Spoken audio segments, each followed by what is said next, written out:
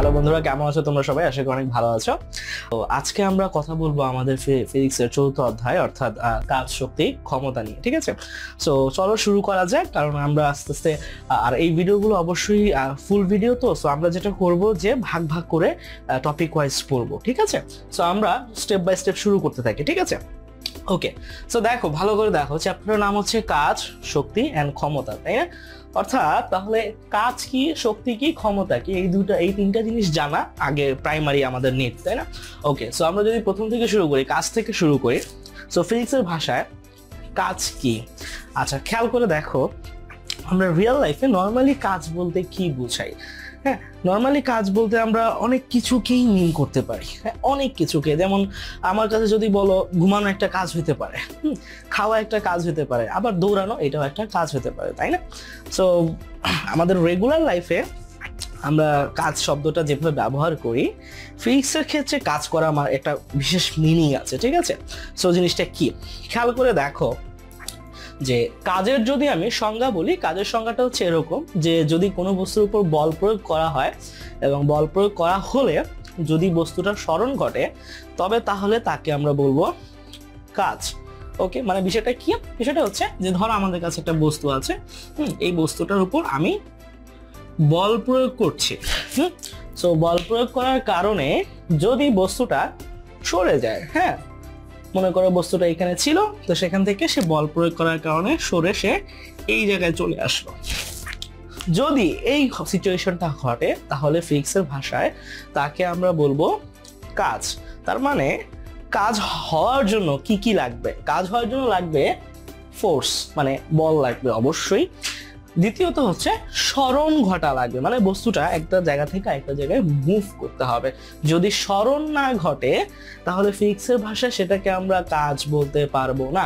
ধরো আমি একটা দেয়ালকে ঠেলতেছি, হ্যাঁ, প্রচুর ঠেলতেছি, সারাদিন ধরে ঠেলতেছি, দেয়াল এক ফোঁটাও সরতেছে না। ঠিক আছে, তো সেক্ষেত্রে আমার এনার্জি লস হচ্ছে ঠিকই, আমার শক্তি খরচ হচ্ছে ঠিকই, বাট কাজ হচ্ছে না। ফিজিক্সের ভাষায় সেটাকে আমরা কাজ বলতে পারবো না। তো তার মানে হচ্ছে যে এক কথায় ফিজিক্সের কাজ মানে হচ্ছে শুধু বল প্রয়োগ করলাম, শক্তি খরচ করলেই হবে না, সেটা আউটপুটটা আসতে হবে। যেমন এখানে বল প্রয়োগ করাটা, বস্তুটা এই জায়গা থেকে এখানে আসলো, এটা হচ্ছে দেখতে পাচ্ছি, এটা হচ্ছে আউটপুট। হ্যাঁ, সো এই হচ্ছে বিষয়। তাহলে বলও প্রয়োগ করতে হবে এবং সেই বলের আউটপুটটাও আসতে হবে। ঠিক আছে, তো এখন এই কাজের যে আমরা পরিমাপটা করব কিভাবে, খুব সিম্পল। খেয়াল করে দেখো, আমি যদি একটা বস্তুর উপর বল প্রয়োগ করি, আমি কতটুকু কাজ করছি সেটা ডিপেন্ড করে আমি কতটুকু বল প্রয়োগ করছি সেটার উপর।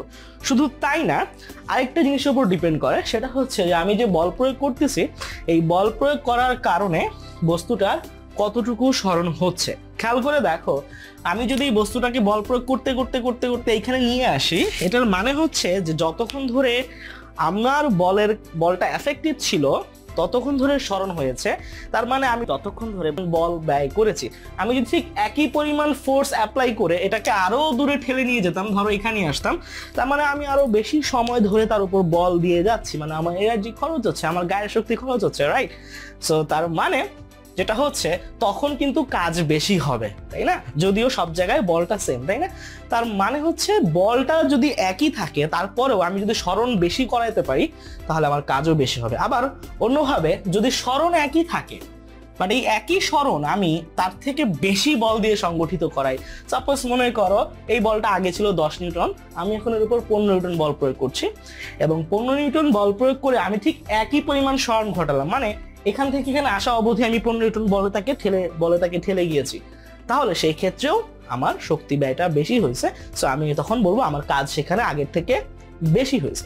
সো অর্থাৎ তাহলে আমি যদি চিন্তা করি, তাহলে বলের সংখ্যাটা কেমন হবে? বলের সংখ্যাটা হবে মানে বলের হিসাবটা হবে কিভাবে, সেটা হচ্ছে কতটুকু বল প্রয়োগ করলাম এবং একই সাথে বল প্রয়োগের কারণে বা বল প্রয়োগ করতে করতে কতটুকু স্মরণ আমি ঘটাতে সক্ষম হলাম, রাইট? হ্যাঁ, আর এই জন্য বলের সংজ্ঞা হচ্ছে এরকম যে কোনো বস্তুর উপর বল প্রয়োগ করা হলে যদি বস্তুর স্মরণ ঘটে, তাহলে ওই বস্তুর উপর ক্রিয়াকৃত বল এবং বস্তুটার যে স্মরণ ঘটলো তাদের গুণফলকে আমরা বলবো কাজ।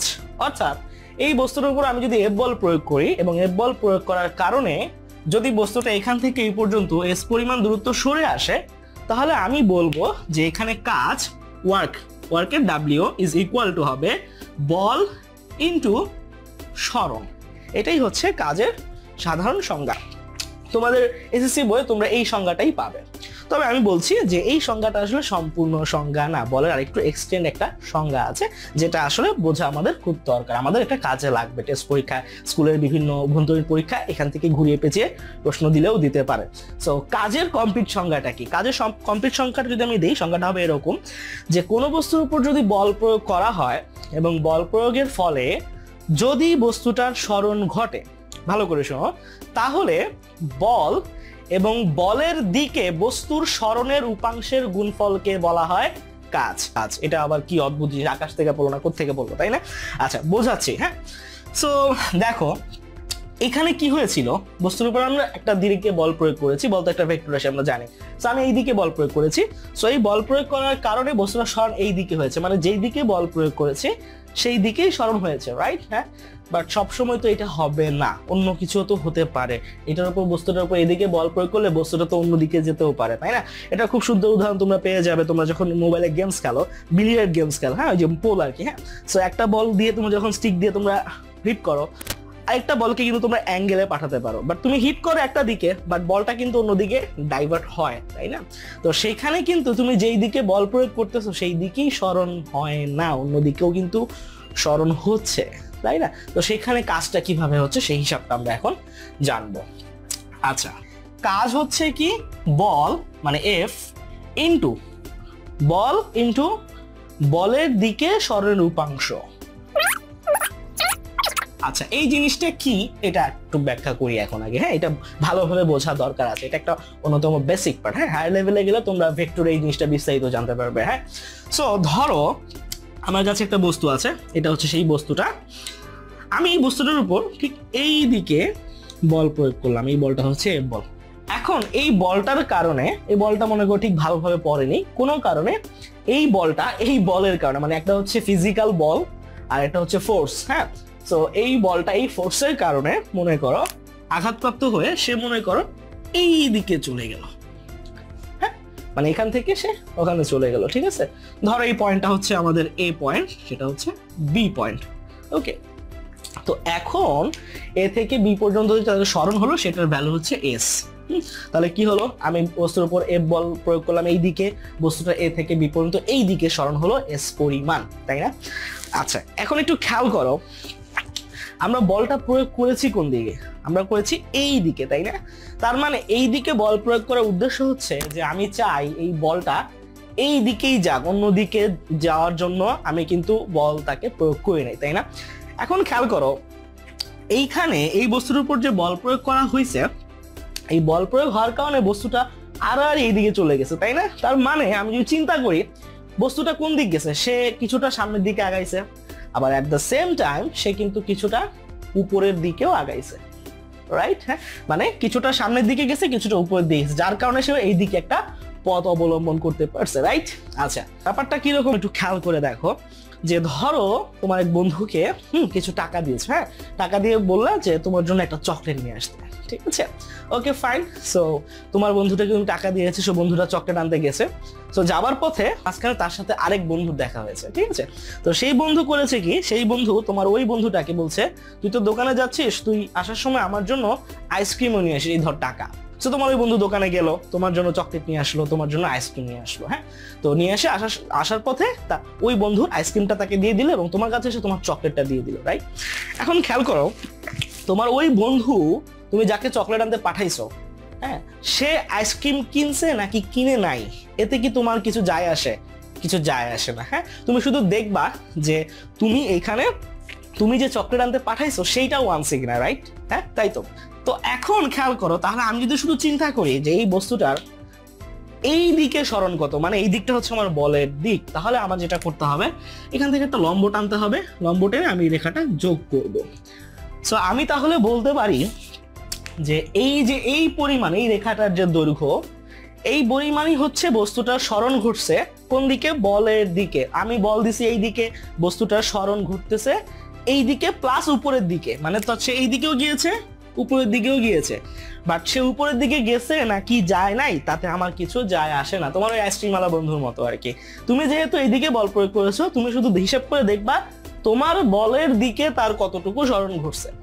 ক্লিয়ার? হ্যাঁ, তো তার মানে আমি যদি চিন্তা করি আমার এখানে ক্লিয়ার হতো যে আমার কাজটা হবে, সেটা হবে এই যে বল ইনটু বলের দিকে তার কতটুকু সরণ হয়েছে। বল এই দিকে তার সরণ হয়েছে এইখান থেকে এই পর্যন্ত। দেখো সে কিন্তু এই দিক থেকে এইখানে এই পর্যন্তই আসছে, তাই না? সো এই যে এই পরিমাণ সরণটা হয়েছে, এইটাই হচ্ছে বলের দিকে সরণের উপাংশ। বোঝা গেল বিষয়টা? সো এটাকে কেন উপাংশ বলা হয়, এটার একটা ইন্টারেস্টিং কারণ আছে, যেটা হচ্ছে খেয়াল করে দেখো এই বস্তুটার মূল সরণ তো হচ্ছে এখান থেকে এখানে, তাই না? সো এই সরণটা কেন পাইলাম আমরা, এইটুকু রেখাটা কেন পাইলাম? কারণ সে যে ওইদিকে সরছে তার একটা অংশ তাকে ওইদিকে ঠেলতেছে, রাইট? হ্যাঁ, তার মানে এই অংশটুকু যেটাকে আমরা উপাংশ বলতেছি, এটা হচ্ছে আসলে এই সরণের একটা উপ অংশ, আর এই জন্য এটাকে আমরা বলি উপ অংশ। ঠিক আছে? সো এসএসসি লেভেলের জন্য এতটুকু বুঝে রাখলেই তোমাদের জন্য এনাফ হবে। ঠিক আছে? তো তার মানে আমরা যখন এখানে কাজের হিসাব করব তখন আমরা এই ফোর্সটা হিসাব করব, এখানে কতটুকু ফোর্স দেওয়া হয়েছে তার সাথে গুণ করব বলের দিকে সরণের উপাংশ, আর আমাদের বলের দিকে সরণের উপাংশ হচ্ছে এইটা। তো এটাকে আমরা নাম দিলাম ধরো সি। তাহলে খেয়াল করো আমাকে তার মানে যেটা করতে হবে সেটা হচ্ছে এই এস এর কোনো দরকার নেই, আমার এই এ বির কোনো দরকার নেই, আমার দরকার এই এসির মান, রাইট? তার মানে আমাকে বলের সাথে এফ এর সাথে গুণ দিতে হবে বলের দিকে সরণের উপাংশ, যেটার মান হচ্ছে আসলে এসি। এইটাই হবে আমার কাজ। W is equal two F into AC, right? হ্যাঁ, ওকে। তাহলে এখন এসির মানটা আমরা বের করবো। কিভাবে বের করবো? খুব সিম্পল। তো এই যে সমকোণী ত্রিভুজটা আমরা পাইলাম, তাহলে এই সমকোণী ত্রিভুজে খেয়াল করে দেখো আমরা কি কি জানি। আমার দরকার এইটা না, মানে এইটা হচ্ছে ভূমি, মানে আমার ভূমিটা দরকার। আর কি কি জানি আমি, খেয়াল করে দেখো। আমি এই বাহুটার মান জানি, মানে যেটা হচ্ছে এ থেকে বি পর্যন্ত, মানে আমি এইটা জানি। এটাকে কি বলে? এটাকে বলে অতিভুজ, রাইট? তার মানে এই সমকোণী ত্রিভুজটার আমি ভূমি বের করতে চাই আর অতিভুজ আমার জানা আছে। আচ্ছা, আর কি হইলে আমি এখান থেকে এইটা বের করতে পারবো? আমাকে জানতে হবে এই কোণটা জানতে হবে। এই কোণটা ধরলাম যে আমরা যেই দিকে বল প্রয়োগ করেছি সেই বল প্রয়োগ করার দিকের সাথে বস্তুটা থিটা কোণ করে সরে গিয়েছে, মানে এই থিটা কোণটা আমাদের জানা থাকা লাগবে। সো এই কোণটা হচ্ছে থিটা। তাহলে দেখো খুব সিম্পল ভাবে চিন্তা করে দেখো আমরা এখান থেকে কি পাই। আমরা অতিভুজ আর ভূমির মধ্যে কি সম্পর্ক জানি? হ্যাঁ, কস, তাই না? আমরা জানি ভূমি বাই অতিভুজ ইজ ইকুয়াল টু কি? Cos theta, right? তাহলে এখানে আমাদের ভূমি হচ্ছে আমাদের এসি। তাহলে AC by AB is equal to হচ্ছে কস থিটা, রাইট? হ্যাঁ, তাহলে আমার তো দরকার এসির মান। তাহলে এখান থেকে আমরা কি পাচ্ছি? AC is equal to AB কে ওই পাশে পাঠিয়ে দিলে এবি কস থিটা। এখন দেখো এবিটা কি?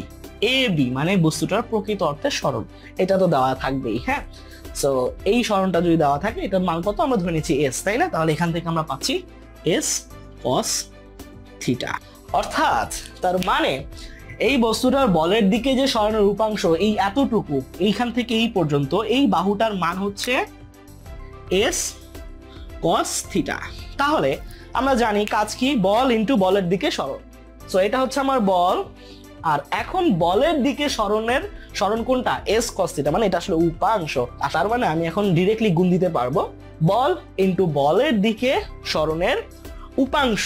অর্থাৎ আমি যদি তাহলে এখানে করি W equal F into AC, তাহলে আমরা পেয়ে যাচ্ছি F into S cos theta. আর এটাই হচ্ছে প্রকৃত অর্থে কাজের সম্পূর্ণ কমপ্লিট সমীকরণ। হ্যাঁ, সো এই সূত্রটাই হচ্ছে আমাদের মূল সূত্র, আমরা মাথায় রাখবো। ঠিক আছে? আচ্ছা, খেয়াল করে দেখো এর আগে আমরা স্বাভাবিকভাবে কি সূত্র পেয়েছিলাম? আমরা পেয়েছিলাম কাজ ডাব্লিউ ইজ ইকুয়াল টু হচ্ছে এফ ইন্টু এস। এটা কখন? এটা তখন যখন বস্তুর উপর যেই দিকে বল প্রয়োগ করা হয় বস্তুর সরণও সেই দিকে ঘটে, তখন, তাই না? বাট ট্রুলি এইখানে আসলে এই সূত্রটাই কাজ করে। বোঝা গেল না, তাই না? আচ্ছা, খেয়াল করে দেখো আমরা তো জানি তাহলে কাজ ডাব্লিউ ইকুয়াল কি F into S into cos theta, মানে বল ইন্টু বলের দিকে সরণের উপাংশ। এখন খেয়াল করো এফ গুণ দিলাম এখান থেকে, হ্যাঁ, এটা দেখতেছি আর কি। হ্যাঁ, সো এফ গুণ দিলাম, সো এই বস্তুটার সরণ হয়েছে এস, তাহলে এস গুণ দিলাম। আচ্ছা, কস থিটা, এইখানে আমরা থিটা পাইছিলাম, তাই না? থিটাটা কেন তৈরি হয়েছিল? বল প্রয়োগ করা হয়েছে এইদিকে, বস্তুটা সরণ ঘটছে এইদিকে, তাদের মধ্যে একটা কোণ তৈরি হয়েছে, তাই না? এখন খেয়াল করো, এটা যদি আরো এইদিকে হেলে যাইতো তাহলে কোণটা আরো ছোট হইতো, বাট এই বস্তুটা যদি একদম সোজাই যাইতো তাহলে বলও এইদিকে, বস্তুটার সরণও ওই দিকে, তাহলে মধ্যবর্তী কোণ কত? 0 ডিগ্রি না? অর্থাৎ এই ক্ষেত্রে আসলে এই থিটার মান হচ্ছে 0 ডিগ্রি। অর্থাৎ তখন আমরা যেখানে বসাবো cos 0 ডিগ্রি, cos 0 ডিগ্রির মান কত? 1। অর্থাৎ তখন আর এই cos থিটা দেখা লাগে না, দেওয়া লাগে না। সো এই জন্য সেখান থেকে আমরা পেয়ে গিয়েছিলাম W = Fs। অর্থাৎ W = Fs এটা কেবলমাত্র তুমি তখনই ব্যবহার করতে পারবে যখন বস্তুর বল যেদিকে দেওয়া হয়েছে, বস্তুটার ডিরেক্ট সরণ সেই দিকেই ঘুরছে, তখন তুমি ডিরেক্ট W = Fs ব্যবহার করতে পারবে। বাট যদি এরকম না হয়, যদি সে বলের দিকের সাথে যে কোনো একদিকে কোণ তৈরি করে চলে যায়, তখন তোমাকে অবশ্যই W = Fs cos θ এই সূত্রটা ব্যবহার করতে হবে। সো এটাই হচ্ছে কাজের কমপ্লিট সংজ্ঞা। সো এখন আমরা যেটা করব যে কাজের একক বা মাত্রা বের করার চেষ্টা করব। মাত্রা কি একক কি তোমরা অবশ্যই অলরেডি জানো, হ্যাঁ। সো এটা আমরা প্রথম অধ্যায়ে পড়ে এসেছি। সো আমরা মাত্রা যদি বের করতে চাই কাজের, W = হচ্ছে F আর হচ্ছে ইনটু S, মানে বল ইনটু সরণ, তাই না? আচ্ছা, সো এখন খেয়াল করো, আমরা যদি মাত্রা বের করতে চাই তাহলে কি করতে হবে? আমাকে এই রাশিটার মধ্যে যে রাশিগুলো আছে তাদের প্রত্যেকটাকে তাদের মৌলিক রাশিতে ভাগ করে নিতে হবে। তাহলে F কে যদি আমরা ভাঙি, F কে ভাঙলে আমরা পাই কি? MA, হ্যাঁ। S কে ভাঙলে তো কিছুই নেই, S তো সরণ, S তো নিজেই মৌলিক রাশি, দৈর্ঘ্য S, তাহলে MAS। আচ্ছা, তাহলে ভর মৌলিক রাশি, সরণ এখানে মৌলিক রাশি, A কিন্তু মৌলিক রাশি না। বাট এর মাত্রা তো আমরা মুখে মুখে অলরেডি বলতেই পারি, তাই না? তাহলে আমরা একবারে ডিরেক্ট মাত্রা বসিয়ে ফেলি। তাহলে এখানে ভরের মাত্রা কত? ভরের মাত্রা হচ্ছে মাত্রা কি? M, তাই তো? আচ্ছা, তারপরে দেখো ত্বরণের মাত্রা কি? L, T ইনভার্স 2 আমরা জানি। আচ্ছা, আর সরণের মাত্রা কি? L। তাহলে আমরা যদি L আর L গুণ করে ফেলি তাহলে আমরা একবারে পেয়ে যাচ্ছি M L² T ইনভার্স 2। আর এটাই হচ্ছে আমাদের কি? এটাই হচ্ছে আমাদের কাজের মাত্রা। তাহলে কাজের একক কি হবে? তাহলে কাজের একক হচ্ছে আমরা জানি আবারও W = Fs। তাহলে বলের একক কি? বলের একককে ভেঙে ভেঙে করা যায়, আবার আমরা বলের গোটা একক একসাথে বলতে পারি নিউটন, তাই না? তাহলে আমরা ওইটাই ব্যবহার করি। তাহলে বলের একক হচ্ছে নিউটন, আর সরণের একক কি? মিটার, তাই না? তাহলে নিউটন মিটার, এটাই হচ্ছে আসলে আমাদের কাজের একক, হ্যাঁ। এবং এইখানে এই নিউটন মিটারটাকে একসাথে, হ্যাঁ, আমরা যেমন বলের সংজ্ঞার ক্ষেত্রে ভর এবং ত্বরণের গুণফলকে একসাথে আমরা নিউটন বলি, ঠিক একইভাবে নিউটন আর মিটার এইটাকে আমরা একসাথে বলি জুল, হ্যাঁ। সো অ্যাকচুয়ালি কাজের একককে বলা হয় একসাথে জুল। সো মনে রাখবে কাজের একক হচ্ছে জুল। ওকে, সো এই গেল কাজের সংজ্ঞা। এখন এই কাজের প্রকারভেদ কিরকম হতে পারে? আচ্ছা, আরেকটা জিনিস আমার মনে হয় একটু বলা দরকার, সেটা হচ্ছে যে কাজকে আমরা এভাবে ফিজিক্যালি মিনিং করলেও কাজকে জুল দিয়ে প্রকাশ করতেছি, সব ঠিক আছে, বাট কাজের এই সংজ্ঞাটা দিয়ে সবসময় তুমি কাজের হিসাব করতে পারবে না। কেন আমি বলি, সাপোজ এই মুহূর্তে আমার সামনে কিছু লাইট আছে, হ্যাঁ। সো লাইট হচ্ছে আলো, মানে আলো হচ্ছে কিন্তু একটা শক্তির উৎস, হ্যাঁ। শক্তি থাকার কারণেই আসলে কোনো বস্তু কাজ করতে পারে, হ্যাঁ। সো এই যে লাইটের যে শক্তিগুলো আছে সেগুলোকেও কিন্তু তুমি আলটিমেটলি জুলে হিসাব করবে, বাট তুমি কিন্তু লাইটের ক্ষেত্রে এইভাবে বল ইনটু সরণ বের করতে পারবে না। সো আসলে যেটা হয় যে আমাদের বেশ কিছু প্যারামিটার আছে যাদের ক্ষেত্রে এই কাজকে সংজ্ঞায়িত করা হয় এইভাবে, হ্যাঁ, কতটুকু কাজ করলে সেটাকে 1 জুল কাজ বলা যাবে, বাট ডিরেক্টলি সবকিছু থেকে তুমি এইভাবে কাজের হিসাব করতে পারবে না। যেমন মনে করো ইলেকট্রিসিটির ক্ষেত্রে কিন্তু বল এবং সরণ দিয়ে ডিরেক্ট তুমি হিসাব করতে পারবে না। তবে হ্যাঁ, কাজ মানেই হচ্ছে সেটা আসলে শক্তি আসলে সবসময় এক রূপ থেকে অন্য রূপে রূপান্তরিত হয়, তাই না? সো এখন যে আমার সামনে লাইট গুলো জ্বলছে সে আলোক শক্তি, তুমি চাইলে আলোক শক্তিকে সোলার সেল দিয়ে তড়িৎ শক্তিতে রূপান্তরিত করতে পারো। তো তড়িৎ শক্তি থেকে তুমি চাইলে ফ্যান ঘুরাতে পারো, ফ্যানটা কিন্তু ফিজিক্যালি ঘুরে, তাই না? তো সেখান থেকে কিন্তু কাজের হিসাব করা সম্ভব, তাই না? সো আসলে সবকিছুই, সব ধরনের শক্তি হয়ে আসলে কাজ করে।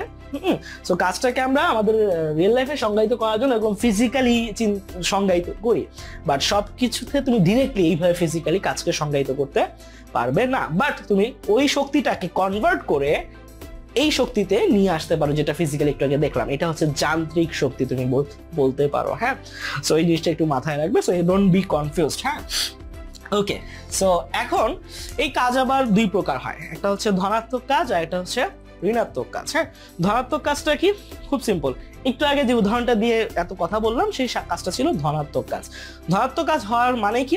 ধনাত্মক কাজ হওয়ার মানে হচ্ছে যে কোনো একটা বস্তুর উপর তুমি বল প্রয়োগ করছো এবং তুমি যেই দিকে বল প্রয়োগ করতেছো সেই দিকেই সরণ হচ্ছে, বা বলের দিকে বস্তুর সরণের উপাংশ থাকতেছে, তখন সেটাকে আমরা বলবো ধনাত্মক কাজ। তাহলে ঋণাত্মক কাজ কখন? ঋণাত্মক কাজ উল্টাটা। ধরো আমি ডাস্টারটাকে এই দিকে ঠেলছি বাম হাত দিয়ে এবং আমার ডান হাত দিয়ে এটাকে আমি এইদিকে ঠেলতেছি। এখন কোনো কারণে আমার বাম হাতের শক্তি বেশি, ডান হাতের শক্তি কম।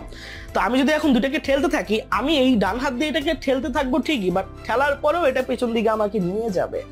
তাহলে এইখানে আমি কিন্তু বল প্রয়োগ করছি এবং বল প্রয়োগ করার পর আমি যেদিকে বল প্রয়োগ করতেছি বস্তুটার সরণ হচ্ছে বিপরীত দিকে। সো এই ক্ষেত্রে তুমি কি কাজ করছো না? অবশ্যই কাজ করছো, বাট সেই কাজটা হবে তখন নেগেটিভ কাজ। আশা করি বোঝা গিয়েছে। That's all. দেন আমরা আলোচনা করব শক্তি নিয়ে। শক্তি কি এটা অলরেডি বলে ফেলছি, রাইট? শক্তিকে যদি সিম্পলি বলি, কোনো বস্তুর কাজ করার ক্ষমতাই হচ্ছে শক্তি। তো বেসিক্যালি কাজ আর শক্তি একই জিনিস, কাজ আর শক্তির মধ্যে কোনো পার্থক্য নেই। হ্যাঁ, আমি যদি বলি আমি কাজ করতে পারি, তার মানে আমার মধ্যে শক্তি আছে, তাই না? বাট আমি যদি বলি আমার মধ্যে শক্তি আছে, তার মানেও কিন্তু আসলে একই দাঁড়ায় যে আমি কাজ করতে পারি, তাই না? তো আমি আসলে কতটুকু কাজ করতে পারি? আমি ততটুকুই কাজ করতে পারি আমার মধ্যে ঠিক যতটুকু শক্তি আছে। হ্যাঁ, আমার মধ্যে শক্তি যেই পরিমাণ আছে আমি তার থেকে বেশি কাজ কোনোদিনও করতে পারবো না। সো এখানে আর জটিলভাবে ভাবার কিছু নেই, যাহা কাজ তাই শক্তি, সিম্পলি মাথার মধ্যে ঢুকিয়ে নাও। এবং দুইটা একই রাশি, দুইটার মাত্রা বা একক কোনো কিছুর মধ্যে কোনো পার্থক্য হয় না, ঠিক আছে? সো কাজের মাত্রা, কাজের একক জুল, শক্তির এককও জুল। হ্যাঁ, ওই যে একটু আগে বললাম আলো একটা শক্তি। সো আলো শক্তি মানে কি? আলো থেকে কাজ করিয়ে নেওয়া সম্ভব। হ্যাঁ, তাপ একটা শক্তি, তার মানে তাপ থেকে কাজ করে নেওয়া সম্ভব। তড়িৎ একটা শক্তি, তার মানে সেখান থেকে কাজ করে নেওয়া সম্ভব। রাসায়নিক শক্তি, ব্যাটারির মধ্যে শক্তি থাকে, সেটা হচ্ছে রাসায়নিক শক্তি। সো সের মধ্যে শক্তি আছে, তার মানে তাকে দিয়ে কাজ করিয়ে নেওয়া সম্ভব। সো তার মানে মোটামুটি সিম্পলিফাই করে বলা যায়, যার মধ্যে শক্তি আছে তাকে দিয়েই আমরা কাজ করিয়ে নিতে পারবো, প্রত্যক্ষ বা পরোক্ষভাবে ঘুরিয়ে ফিরিয়ে ফিজিক্যাল কাজ করাইতে পারবো। ওকে, সো এই হচ্ছে বিষয়। সো দেন তাহলে আমরা কাজ বুঝে ফেললাম, শক্তি বুঝে ফেললাম, তাহলে বাকি রইল কি? বাকি রইল আমাদের ক্ষমতা, তাই না? ক্ষমতা জিনিসটা ফিজিক্সের ভাষায় বোঝার আগে আমরা একটু রিয়েল লাইফে বোঝা ট্রাই করি, দেখি বুঝতে পারি কিনা, ঠিক আছে? ধরো কারো কোনো, আমরা তো এই ক্ষমতা শব্দটা বিশেষ করে অনেক জায়গাতেই শুনি। হ্যাঁ, সাপোজ অমুকের অনেক ক্ষমতা। তো এই কথাটা তারা কি মিন করে? মনে করো কোনো এক নেতা খেতার সাথে তোমার পরিচয় আছে, হ্যাঁ, তুমি বলতেছো তার অনেক ক্ষমতা। আচ্ছা, এটার মানে কি? এটার মানে হচ্ছে যে কোনো একটা কাজ করার জন্য মনে করো আমাকে যদি তুমি কাজটা করতে দাও, হ্যাঁ, আমি অনেক কষ্ট করে ঘুরিয়ে ফিরিয়ে সময় লাগাই সেই কাজটা করব। বাট যার মনে করো অনেক পাওয়ার আছে, অনেক ক্ষমতা আছে, হ্যাঁ, সে কি করবে? সে সেই কাজটা করার জন্য কোনো একজনকে, উচ্চপদস্থ কোনো কর্মীকে বা কাউকে ফোন দিবে, বা লিডার কাউকে ফোন দিবে, সে এক ফোন দিবে, এক ফোনেই পুরা কাজ হয়ে যাবে, রাইট? তাহলে বিষয়টা কি দাঁড়ালো? তার ক্ষমতা বেশি, তাই তো? আচ্ছা, তাহলে ক্ষমতা বেশি হওয়া মানে কি? ক্ষমতা বেশি হওয়া মানে কি বেশি কাজ করা? না, বেশি কাজ করা না। ক্ষমতা বেশি মানে হচ্ছে আমার ক্ষমতা কম, আমি একটা কাজ করব 2 দিন লাগে, 2 বছর লাগে। যার ক্ষমতা বেশি সে ওই একই কাজ করবে 1 দিনের মধ্যে করে ফেলবে বা 1 ঘন্টার মধ্যে করে ফেলবে, তাই না? তো তার মানে রিয়েল লাইফে আমরা ক্ষমতা বলতে আসলে চিন্তা করে দেখো, আমরা এটাই বুঝি যে কোনো কাজ ইনস্ট্যান্টলি করে ফেলতে পারে, খুব দ্রুত করায় ফেলতে পারে, তার হচ্ছে ক্ষমতা বেশি, রাইট? ঠিক সেম থিওরিটা কাজ করে ফিজিক্সের ক্ষমতার ক্ষেত্রে, ঠিক আছে? ফিজিক্সের ভাষায় ক্ষমতাটা হচ্ছে এই যে যখন কোনো বস্তু কাজ করে, সে বস্তুটা কোনো একটা কাজ কত দ্রুত করতে পারে, সেটা হচ্ছে ক্ষমতা। অথবা এইটাকে আরেকটু ফর্মালি এভাবে বলা যায় যে কোনো বস্তুর কাজ করার হার, মানে একই সময়ে, হ্যাঁ, 2টা ঘটনা ঘটতেছে, মনে করো 2টা জায়গায় কাজ চলতেছে, একই সময়ে যে জায়গায় বেশি কাজ হয়ে যায় ইন টোটাল, সেই জায়গাতে বলতে হবে সেই যন্ত্রটা বা সেই শক্তিটা বা সেই জায়গাটা ক্ষমতাটা বেশি, এরকম বলতে হবে, রাইট? হ্যাঁ, সো দ্যাট মিনস আমরা জানি যে যখনই আমরা দুইটা বস্তুর মধ্যে কম্পেয়ার করি এরকম ভাবে সময় দিয়ে, তখন আমরা আসলে হার বের করি। সো বেসিক্যালি ক্ষমতা হচ্ছে কোনো বস্তুর বা কোনো কিছুর কাজ করার হার। যার কাজ করার হার যত বেশি সে অল্প সময়ে বেশি কাজ করতে পারে, মানে তার ক্ষমতা বেশি। যার কাজ করার হার যত কম সে অল্প সময় তত কম কাজ করতে পারে। কিভাবে? ধরো যে একটা বিল্ডিং এর ছাদে দুইজন শ্রমিক ইট তুলতেছে। হ্যাঁ, সো নিচে অনেকগুলা ইট রাখা আছে। সো এই ইটগুলা দুইজন শ্রমিক তুলতেছে। সো শ্রমিকগুলা করতেছে কি, একজন শ্রমিক করতেছে কি, একবারে এক মিনিটে সে ছাদে 2টা করে ইট নিয়ে যাচ্ছে। কয়টা করে? 2টা করে। হ্যাঁ, সো 2টা করে ইট নিয়ে যাচ্ছে। সো আমরা ধরে নেই যে 2টা করে ইট নিয়ে যাওয়ার জন্য টোটাল 10 জুল শক্তি খরচ করতে হয়, ধরে নিলাম আর কি। হ্যাঁ, সো তার মানে প্রথম যে দিনমজুর বা যে লোক, মনে করে সে হচ্ছে এ, আরেকজন হচ্ছে বি। এ করে কি, সে 1 মিনিটে একবারে 2টা করে ইট ছাদে নিয়ে যায়। মানে সে টোটাল কাজ করে 10 জুল প্রতি 1 মিনিটে। হ্যাঁ, অন্যদিকে দ্বিতীয় ব্যক্তি সে একটু শক্তিশালী বেশি। হ্যাঁ, সে করে কি, একবারে 3টা করে ইট নিয়ে যায়। মানে সে তাহলে কাজ করে 15 জুল প্রতি 1 মিনিটে। এখন খেয়াল করো, আমি যেটা করলাম, এই দুইজনকে ইট সমান সমান ভাগ করে দিলাম। ঠিক আছে, মানে টোটাল মনে করো 100টা ইট আছে, আমি একে দিলাম 50টা, বিকে দিলাম 50টা। তাহলে তোমরা বলো কে তাড়াতাড়ি 50টা ইট উপরে তুলতে পারবে? অবশ্যই বি, তাই না? কেন? কারণ সে প্রতি 1 মিনিটে 15 জুল করে কাজ করতে পারে, মানে 3টা করে ইট তুলতে পারে, রাইট? তাহলে তার তো আগে শেষই হবে। অর্থাৎ আমাকে বলতে হবে এখানে যে এ থেকে বি এর ক্ষমতাটা বেশি। আর যেহেতু আমি এখানে একক হিসেবে ব্যবহার করেছি কি মিনিট, হ্যাঁ, তাহলে আমি বলতে পারি যে এদের কাজ করার হার, হ্যাঁ, সেটা হচ্ছে 15 joule per minute. 15 joule per minute. So আমরা যেহেতু সবকিছু এসে এককে ব্যবহার করি, তাহলে সেক্ষেত্রে আমরা তখন প্রতি সেকেন্ডে কোনো বস্তুর কাজ করার ক্ষমতা হিসাব করব। তাহলে একটু চিন্তা করো, তাহলে এখন যদি কোনো একটা বস্তু টোটাল টি সময় ধরে সে টোটাল কাজ করলো ডাব্লিউ পরিমাণ, আমরা জানি কাজ ডাব্লিউ। সো টি সময়ে সে ডাব্লিউ পরিমাণ কাজ করে, তাহলে একক সময়ে সে কতটুকু কাজ করবে সেটা কিভাবে বের করবো?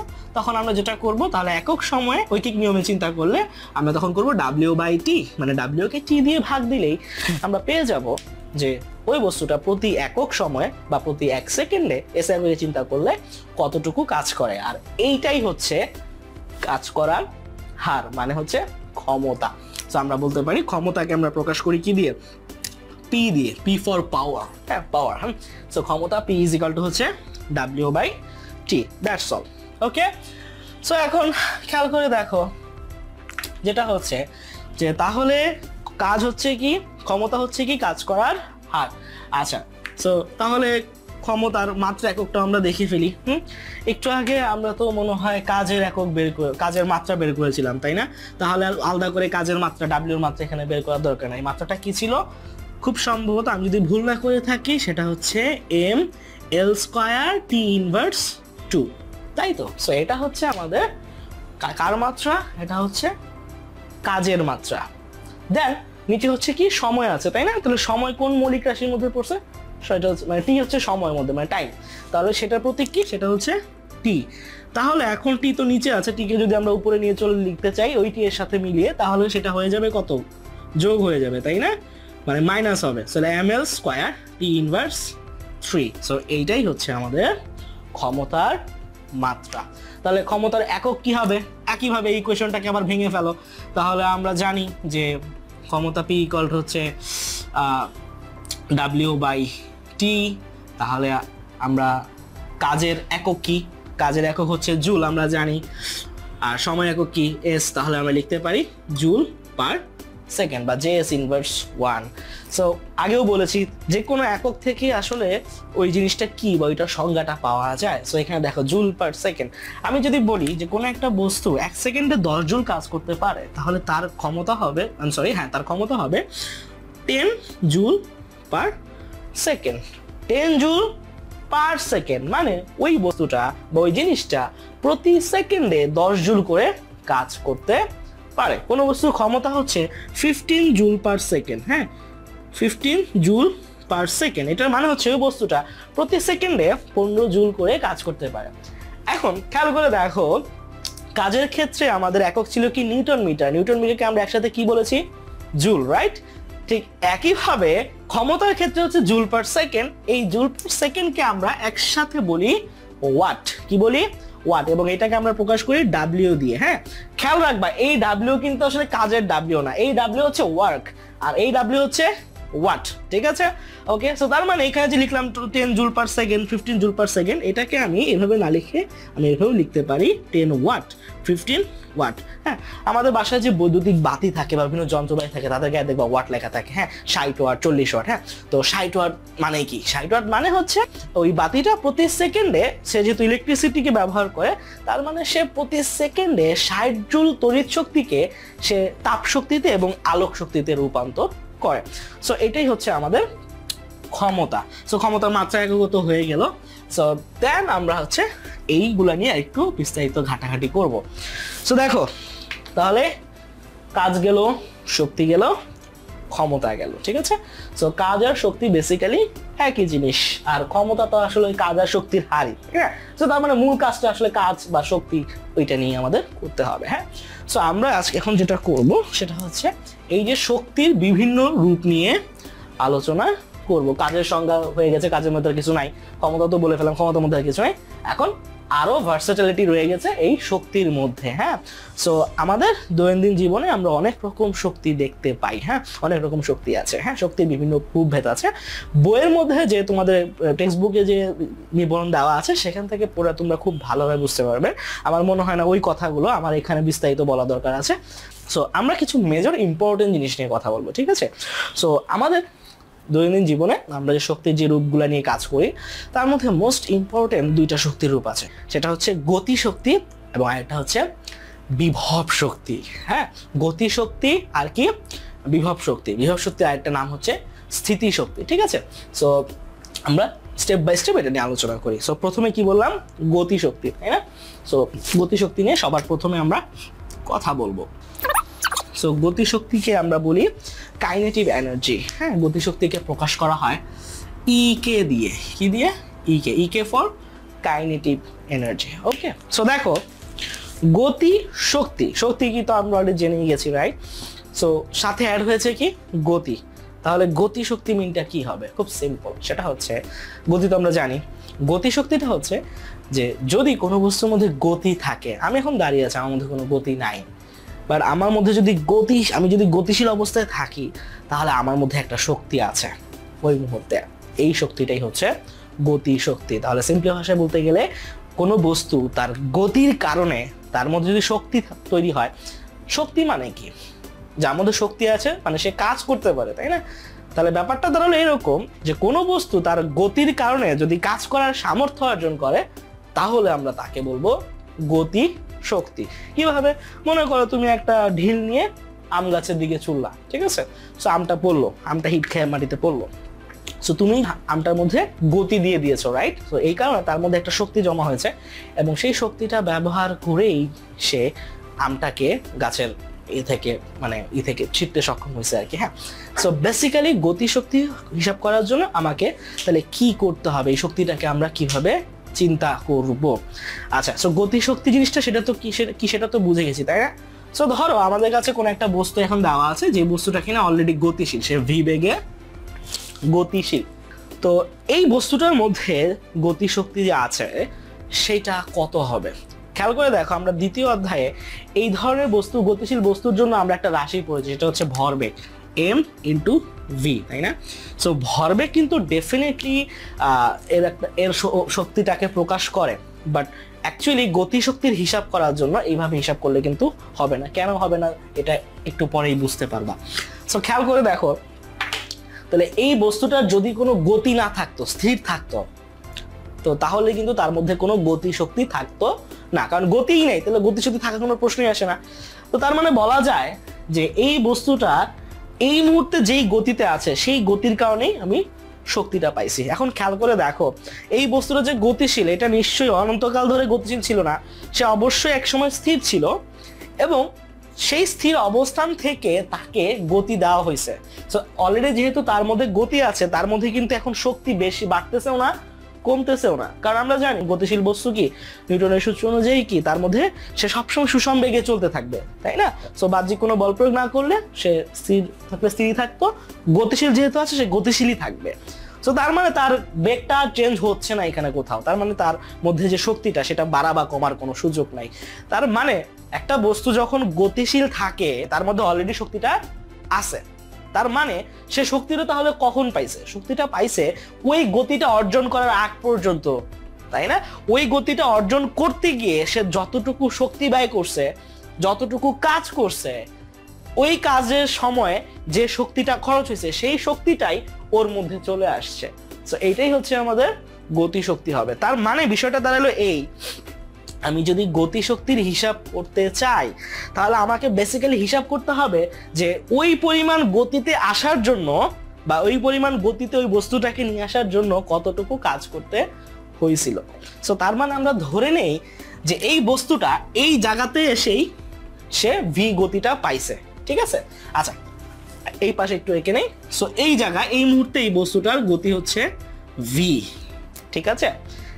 এর আগে তার বেগ ছিল 0 এবং তার মানে সে 0 থেকে যাত্রা শুরু করছে, সূত্র শুরু করে একটা সার্টেন পিরিয়ড পরে এসে সে এই জায়গায় আসছে এবং এই জায়গায় আস্তে আস্তে তার বেগটা ভিতে উঠছে এবং তারপরে আর বেগ যদি না বেড়ে থাকে তাহলে এই মুহূর্তে এই বস্তুটার মধ্যে যেই শক্তিটা আছে সেই শক্তির আসলে কোন শক্তি, যেটা হচ্ছে তাকে 0 থেকে এই বেগ নিয়ে আসার জন্য দেওয়া হয়েছিল।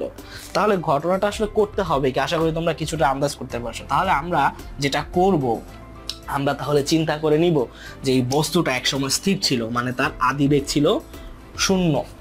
ওকে, সো দেন এর উপর বল প্রয়োগ করা হয়েছে। বল প্রয়োগ না করলে তো বেগ বাড়বে না, আমরা জানি বল প্রয়োগ না করলে ত্বরণ হবে না, এটা দ্বিতীয় সূত্র। সো এই বস্তুর উপর কোনো একটা ফোর্স অ্যাপ্লাই করা হয়েছে এবং সেই ফোর্স অ্যাপ্লাই করার কারণে কিছুক্ষণ সময় লাগায়া তার বেগটা বাড়ছে, হ্যাঁ, এবং একটা নির্দিষ্ট সময় পর্যন্ত, টাইম পর্যন্ত তার উপর ফোর্সটা অ্যাপ্লাই করা হয়েছে, তারপর আর ফোর্স অ্যাপ্লাই করা হয় নাই। তো ফোর্স অ্যাপ্লাই বন্ধ করার ঠিক আগ মুহূর্তে তার ম্যাক্সিমাম বেগ ছিল ভি, দেন ওই বেগেই সে চলতে থাকবে অনন্তকাল এবং তখন তার মধ্যে আমি বলবো যে গতিশক্তিটা ফিক্সড আছে। এর আগ পর্যন্ত আমি এর মধ্যে শুধু গতিশক্তি বাড়ায় গেছি, মানে আমি শক্তি দিয়ে গেছি, রাইট? হ্যাঁ, সো আমি এইখান থেকে এই পর্যন্ত এই 0 বেগ থেকে তার বেগ ভি উঠাইতে আমি যতটুকু শক্তি খরচ করে ফেলছি সেই শক্তিটাই আসলে ওর মধ্যে জমা হয়েছে। কারণ আমরা জানি শক্তি আসলে ধ্বংস হয় না বা এটা বিনাশও হয় না বা সৃষ্টিও হয় না, শক্তি কেবলমাত্র এক রূপ থেকে অন্য রূপে কনভার্ট হয়। সো ওই গতিশীল বস্তুটার মধ্যে যেই শক্তিটা আমি দিয়েছি, যে শক্তিটা আছে সেটা আসলে এই এতটুকু অংশের মধ্যেই আমি দিয়েছি। তার মানে তাহলে আমাদের কাজটা আসলে কোথায়, বুঝতে পারছো? আমাদের কাজটা ওই পরের অংশে না, আমাদের কাজটা হচ্ছে এই অংশে, যেই অংশে এর উপর বল প্রয়োগ করে এর উপর কাজ করা হয়েছে। ক্লিয়ার? সো তাহলে আমরা এখান থেকে এই পর্যন্ত বস্তুর উপর বল প্রয়োগ করছি, বল প্রয়োগ করার ফলে বস্তুটা এই জায়গা থেকে এই জায়গায় আসলো, অর্থাৎ বস্তুটা সরণ হয়েছে। ওকে, তো সরণ হয়েছে তার মানে বল প্রয়োগ করছি, সরণ হয়েছে, তাহলে কাজ হয়েছে এবং এই পরিমাণ কাজটাই হচ্ছে আমার এই বস্তুটার উপর দেওয়া শক্তি। কারণ আগেও বলছি কাজ আর শক্তি আসলে একই জিনিস, হ্যাঁ। সো এই জায়গাতে যাহা কৃত কাজ তাহাই ব্যয়িত শক্তি এবং তাহাই হচ্ছে ওই বস্তুটার মধ্যে আলটিমেটলি অর্জিত গতি শক্তি। ওকে, সো এইটা একটু বেশি কথা বলা লাগলো কারণ এই জিনিসটা আমরা কনফিউশনে পড়ে যাই। ইনফ্যাক্ট আমার নিজেরও বিশাল বড় কনফিউশন ছিল যে এইখানে এইভাবে কেন করা হইতেছে, এইভাবে করার দরকারটা কি ছিল। ওকে, সো তাহলে এখন কি করতে হবে, এই অংশের জন্য, এই এতটুকু অংশের জন্য কতটুকু কাজ হয়েছে সেটা বের করা লাগবে, তাই না? সো আমরা সিম্পলি বের করে ফেলি, আমরা কি জানি কাজ ডাব্লিউ ইজ ইকুয়াল টু কি এফ এস, তাই না? তো এখানে বল হচ্ছে এফ এবং এই এতটুকু অংশের মধ্যে বস্তুটার সরণ হচ্ছে এস, তার মানে এই এস সরণ ধরে তাকে ঠেলা হয়েছে এই এফ ফোর্স দিয়ে। তাহলে আমি এখান থেকে বলতে পারি এফএসি হচ্ছে আমার কি গতিশক্তি। সো গতিশক্তি হচ্ছে ই কে, সো ই কে ইকুয়াল হচ্ছে এফএস। এখন খেয়াল করো এখানে আমরা এটাকে কি করতে পারি, এফএসটাকে আমরা কিভাবে কনভার্ট করতে পারি, এটাকে আমরা কনভার্ট করতে পারি এইভাবে, এফকে আমরা বাংলায় পাই কি এম এ, তারপর হচ্ছে এস। ওকে, সো এখন দেখো তাহলে আমরা পেয়ে গেলাম এখানে হচ্ছে কি পরিমাণ গতিশক্তি আছে, মানে এই পরিমাণ কাজ করা হয়েছে এই বস্তুটার উপর। তার মানে এই সময় পরে গিয়ে বা এই পার্টিকুলার সময় পরে গিয়ে যেহেতু বল প্রয়োগ না করা হলে এই বস্তুটার মধ্যে এই এম এ এস পরিমাণ শক্তি আছে, যেটি হচ্ছে গতিশক্তি। বাট এতটুকু করলে একটা সমস্যা আছে, খেয়াল করে দেখো এইখানে যে ঘটনা ঘটছে এইখান থেকে আমরা গতিশক্তি হিসাব করতেছি, তাই না? সো এইখান থেকে গতিশক্তিটা হিসাব করার জন্য আমি ব্যবহার করতেছি এম এ এস, রাইট? হ্যাঁ, সো এখন তোমাকে মনে করো কোনো একটা বস্তু দেওয়া আছে, বলা আছে যে ওই বস্তুটা এই মুহূর্তে ভি বেগে আছে, মানে তার শুধু বেগের মানটাই তুমি জানো আর ওই বস্তুটা তুমি ভর জানো, এবং বেগ জানো, তাহলে কি তুমি এম এ এস দিয়ে করতে পারবে না, কারণ ওই পরিমাণ বেগ অর্জন করার জন্য তাকে কি পরিমাণ বল দিয়ে কি পরিমাণ সরণ দিয়ে তার উপর শক্তিটা সঞ্চয় করা হয়েছে সেটা তুমি অলরেডি জানো না, তাই না? আগে থেকে তোমাকে কিছুই বলা দেওয়া নাই, তোমাকে বের করতে হবে একটা বস্তু অলরেডি গতিশীল হয়ে আছে তার মধ্যে এখন গতিশক্তি কত আছে সেটা বের করো। তাহলে সেটা করার জন্য তাহলে তাকে আগে টাইম মেশিন দিয়ে রিভার্সে নিয়ে যাইতে হবে, রিভার্সে গিয়ে দেখতে হবে যে কখন স্থির ছিল, স্থির থেকে ওই বেগে আসতে স্যার কি হয়েছে, কতটুকু বল প্রয়োগ করা হয়েছে, কতটুকু সরণ প্রয়োগ করা হয়েছে। So this is not possible, right? So তার মানে শুধুমাত্র এই পর্যন্ত এসে রেখে দিলে হ্যাঁ এই সমীকরণটা আমাকে হেল্প করবে না। সো যেটা করতে হবে এই সমীকরণটাকে ভেঙে এমন কিছুতে মডিফাই করতে হবে যাতে আমরা কাজে লাগাইতে পারি এই সমীকরণ, মানে এখান থেকে আসলেই কোন একটা গতিশীল বস্তুর গতিশক্তি বের করতে পারি। ক্লিয়ার? সো খেয়াল করো আমরা এখন আমরা তাহলে কাজ করতেছি এই অংশটুকু নিয়ে, তাই না? সো এইখানে দেখো বস্তুর উপর যেহেতু বল প্রয়োগ করা হয়েছে বস্তুর ত্বরণ ঘটছে ডেফিনেটলি, তাই না? এবং এটা যেহেতু সবসময় সুষম বল প্রয়োগ করা হয়েছে তার মানে এর ত্বরণটাও ছিল সুষম ত্বরণ, তাই না? সো তাহলে আমরা বলতে পারি যে এই বস্তুটা যে এখান থেকে এখানে আসছে তার অবস্থাটা হচ্ছে সে একটা সুষম ত্বরণে গতিশীল বস্তু, আর সুষম ত্বরণে গতিশীল বস্তুর জন্য আমরা কি করি, আমরা গতিসূত্র ব্যবহার করি, রাইট? তাহলে এখানে আমরা গতিসূত্র ব্যবহার করতে পারবো। সো এখন খেয়াল করো গতিসূত্রে চারটা সূত্রের মধ্যে আমাদের একটা সূত্র আছে, সেটা হচ্ছে ভি স্কোয়ার ইকুয়াল হচ্ছে U square plus twice A S, তাই তো? হ্যাঁ, আচ্ছা এই সমীকরণটা কেন বললাম, আচ্ছা খেয়াল করো বিষয়টা হচ্ছে আমি চাচ্ছি কোন একটা বস্তুর গতিশক্তিকে ভি এর উপর নির্ভর করে বা নির্ণয় করার জন্য, মানে আমার একটা ইকুয়েশন চাই যেখানে বস্তুটার ভর আর বেগ জানা থাকলেই গতিশক্তি জানা সম্ভব। শুধু খেয়াল করে দেখো আমাদের যে গতিশক্তির চারটা সূত্র আছে সেখানে হচ্ছে ক্যাস equal U plus G by two into T, এখানে তো সময় আছে। তো আমার তো সময় এখানে দেওয়া নাও থাকতে পারে, মানে সময় থাকলে একটু ভেজাল, তাই না? তারপরে কি আছে ভি ইকুয়াল ইউ প্লাস এটি, ওইখানেও সময় আছে, রাইট? হ্যাঁ, তারপর আছে ক্যাস equal U T plus half V square, এখানেও সময় আছে। বাট খেয়াল করে দেখো V square equal U square plus twice A S, এখানে কিন্তু টি নাই। তার মানে এই সমীকরণটা চুজ করার কারণ হচ্ছে এখানে টি নিয়ে কোনো ভেজাল আর দরকার পড়বে না। বোঝা গেছে বিষয়টা? হ্যাঁ, আচ্ছা টিটা না নেওয়ার একটা কারণ হচ্ছে আমরা জানি কাজের মধ্যে কিন্তু টি লাগে না, কাজে হচ্ছে বল ইন্টু সরণ, কতক্ষণ বল প্রয়োগ হয়েছে বা কতক্ষণ সময় ধরে বল সেই সময়টা কিন্তু আমার কাজের হিসাবে এফেক্ট ফেলে না, এই জন্য টিটা অ্যাভয়েড করার জন্য এই সূত্রটা। এবং এই সূত্র ইউজ করা আরেকটা ইন্টারেস্টিং কারণ হচ্ছে খেয়াল করে দেখো এখানে হচ্ছে এএস আছে, এখানেও এএস আছে, তার মানে আমি এএসটাকে এই সূত্র দিয়ে রিপ্লেস করতে পারি, তাই না? সো আমরা V square equal U square plus 2s জানলে এখান থেকে এএস ইকুয়াল কত দাঁড়ায়, V square minus U square by কত, বাই 2, তাই তো? আচ্ছা এখন খেয়াল করো ইউটা কি, আদিবেগ। এই ক্ষেত্রে আদিবেগ কত, শূন্য, কারণ আমাদের সবসময় শূন্য অবস্থান থেকে শুরু করেই চিন্তা করতে হবে। সো দ্যাট মিনস এখানে ইউ এর আর কোনো ভ্যালু নাই, তার মানে এটাকে আমি বলতে পারি ভি স্কয়ার বাই 2, এস এর ভ্যালু হচ্ছে ভি স্কয়ার বাই 2, বা এটাকে একটু সুন্দর করে লেখা যায় সেটা হচ্ছে হাফ কি ভি স্কয়ার, তাই তো? তাহলে এখন এখান থেকে খেয়াল করে দেখো তাহলে আমরা এম এস এর জায়গায় এম লিখলাম, এস এর জায়গায় কি লিখবো, হাফ ভি স্কয়ার, মানে হাফটাকে সামনে লিখে এমটাকে রাখলাম, দেন হচ্ছে ভি স্কয়ারটাকে বসায় দিলাম, তাহলে আমরা পেয়ে গেলাম হাফ এম ভি স্কয়ার। এবং এইটাই হচ্ছে আমাদের গতিশক্তির প্রকৃত সমীকরণ। এবং এই সমীকরণটা এখন ইউজফুল, কিভাবে ইউজফুল খেয়াল করে দেখো। মনে করো এই যে ঘটনাটা ঘটছে এই ঘটনা তুমি জানো না অতীতে কি ঘটছে, বাট এই জায়গায় বস্তুটা গতিশীল আছে, তোমার শুধু বলা আছে এই জায়গায় বেগ হচ্ছে ভি, এই জায়গায় ভর হচ্ছে এম, রাইট? তো তুমি বস্তুটার ভর জানো আর বেগ জানো, কিছুই জানো না। এখন খেয়াল করো এই সূত্রের মধ্যে কি আছে, শুধু ভর আছে বেগ আছে, তার মানে কোন একটা গতিশীল বস্তুর ভর আর যে কোনো মুহূর্তে ওর বেগ জানলে ওই মুহূর্তের গতিশক্তি বলা সম্ভব। এই সূত্র দিয়ে। তো দ্যাট মিন্স ইজিলি তোমার এই সূত্রটা হেল্প করতেছে যে কোনো একটা বস্তু বের করা, গতিশক্তি বের করার জন্য, এবং এটাই হচ্ছে আমাদের গতিশক্তির সমীকরণ। আচ্ছা, আরেকটা ইন্টারেস্টিং বিষয় খেয়াল করো, এটা তো শক্তি, তাই না? শক্তিটা কিভাবে আসে? কাজের জন্য, তাই না? কাজের একক কি? জুল। এই কারণে গতি শক্তির এককই হচ্ছে জুল। শুধু গতি শক্তি না, যে কোনো শক্তির এককই হচ্ছে জুল। মনে রাখবে বিষয়টা, ঠিক আছে? আচ্ছা, তোমরা চাইলে এটাকে ভেঙে এটার মাত্রাটা বের করে নিতে পারো, এবং মাত্রা যদি বের করো তখন তোমরা দেখবা যে কাজের মাত্রা আর এটার মাত্রা এক হয়ে গেছে, ঠিক আছে? তো যাই হোক, EK = ½ of mv²। এটাকে আরেকটা ভাবে লেখা যায়, হ্যাঁ খেয়াল করো, ½ m v² মানে কি? দুইটা v, তাহলে আমি এখানে লিখতে পারি mv × v, এভাবে লিখতে পারি না? এখন খেয়াল করো, এই যে mv এটা কি? ভর আর বেগ, মানে ভরবেগের গুণফল, তাই না? তো এটাকে আমরা ভরবেগ লিখতে পারি, ভরবেগ p, তাহলে আমরা লিখতে পারি ½ pv।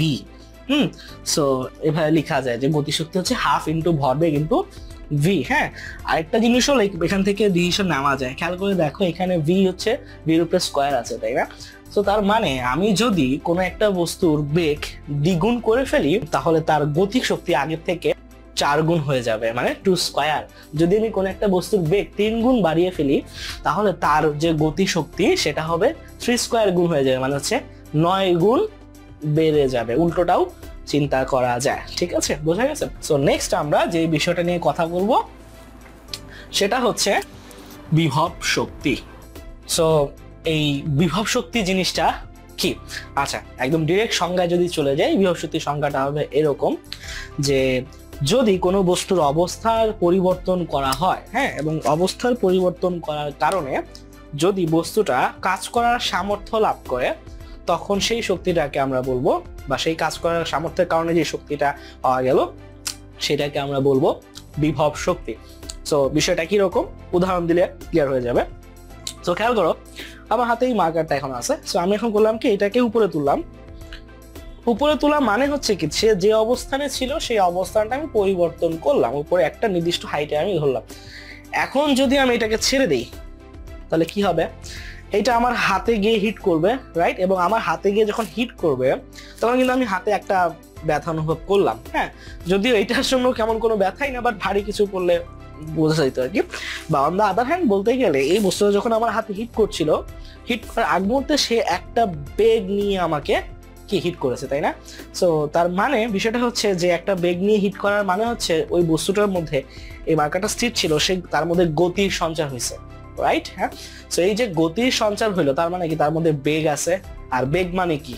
বেগ থাকা মানে কি? বেগ থাকা মানে তার মধ্যে গতি শক্তিও থাকা, তাই না? তো তার মানে বেসিক্যালি এই মার্কারটার মধ্যে গতি শক্তির সঞ্চার হয়েছে, তাই না?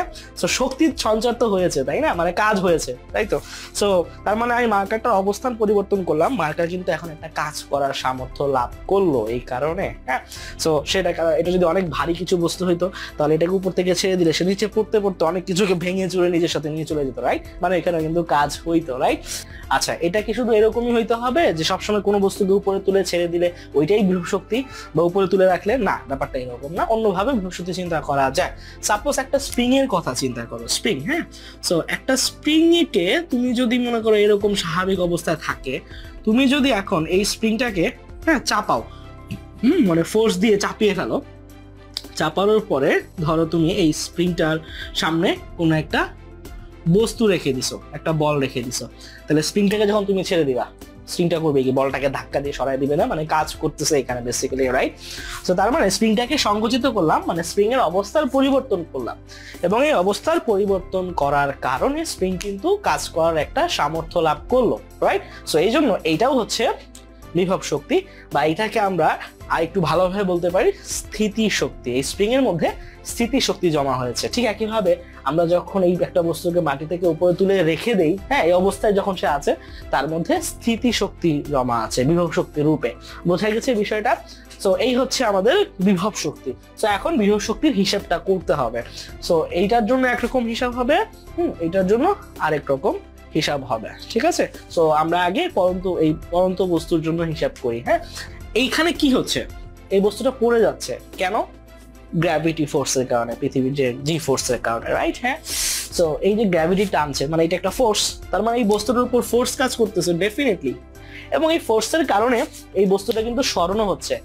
তাহলে আমরা এই সিচুয়েশনে আমরা জানি বস্তুর উপর কতটুকু ফোর্স কাজ করতেছে, আমরা হিসাব করতে পারি, এবং কত সময় ধরে বা কতটুকু স্মরণ ঘটাইছে এই ফোর্সটা সেটাও জানি। তাহলে তো ডিরেক্টলি কাজের সূত্র দিয়েই বের করে ফেলা যায় যে এই বস্তুটার মধ্যে কি পরিমাণ শক্তি জমা আছে, রাইট? সো আমরা জানি কাজ W = হচ্ছে Fs, তাই তো? সো এখানে এফটা কি? এফটা হচ্ছে এই বস্তুটার ওজন অ্যাকচুয়ালি, রাইট? সো ওজনকে আমরা এফ দিয়ে প্রকাশ করি না, সেটাকে আমরা প্রকাশ করি ডাব্লিউ দিয়ে। সো এফটাকে তুমি ডাব্লিউ লিখতে পারো বা ডাব্লিউ এর বদলে ডিরেক্ট এখানে এমজিও বসাতে পারো। আর খেয়াল করো এখানে বস্তুটা সরণ হচ্ছে এখান থেকে এই পর্যন্ত। আমরা যদি এটাকে সরণ না ধরে এটাকে আমরা হাইট চিন্তা করি, বেসিক্যালি একই জিনিস, হ্যাঁ? তখন সেক্ষেত্রে এস এর জায়গায় আমরা ইউজ করব এইচ, রাইট? তাহলে এই W = হচ্ছে mgh, এইটাই হচ্ছে এই ধরনের বিভব শক্তির ইকুয়েশন, হ্যাঁ? সো খেয়াল করে দেখো, সো এখানে m কি বস্তুটার ভর, g কি অভিকর্ষ স্তর, এই দুইটা জিনিস তো ফিক্সড, একটা নির্দিষ্ট বস্তুর ভরও ফিক্সড, জিও ফিক্সড। তাহলে এই বস্তুটার মধ্যে যে বিভব শক্তিটা আমি কম বেশি কিভাবে করতে পারবো? খুব সিম্পল, আমি এটার এইচটাকে বাড়াবো কমাবো। এইচ যদি বাড়াই তাহলে শক্তি বাড়বে, বিভব শক্তি বাড়বে, এইচ কমাইলে গতিশক্তি কমবে। আমি যদি মার্কারটাকে এখান থেকে হাতে ছেড়ে দিই, হ্যাঁ, তেমন কিছু হবে না, বাট আমি যদি এখান থেকে ছেড়ে দিই কি হবে? একটা শব্দ কিন্তু তোমরা শুনলে, রাইট? হ্যাঁ, আচ্ছা, এখানে একটা জিনিস মনে হতে পারে যে এই বস্তুটা যখন মাটিতে পড়ে যাবে তখন তো শক্তিটা ভ্যানিশ হয়ে যাবে, না না, শক্তিটা ভ্যানিশ হয় না, হ্যাঁ?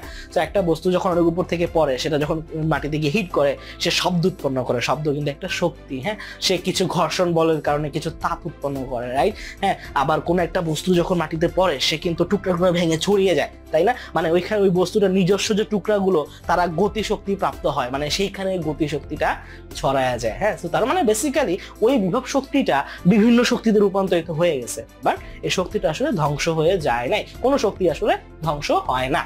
So that's so simple. তাহলে নরমালি এরকম বস্তুর জন্য ভূমি থেকে নির্দিষ্ট উচ্চতায় অবস্থিত বস্তুর জন্য বিভব শক্তি হচ্ছে mgh।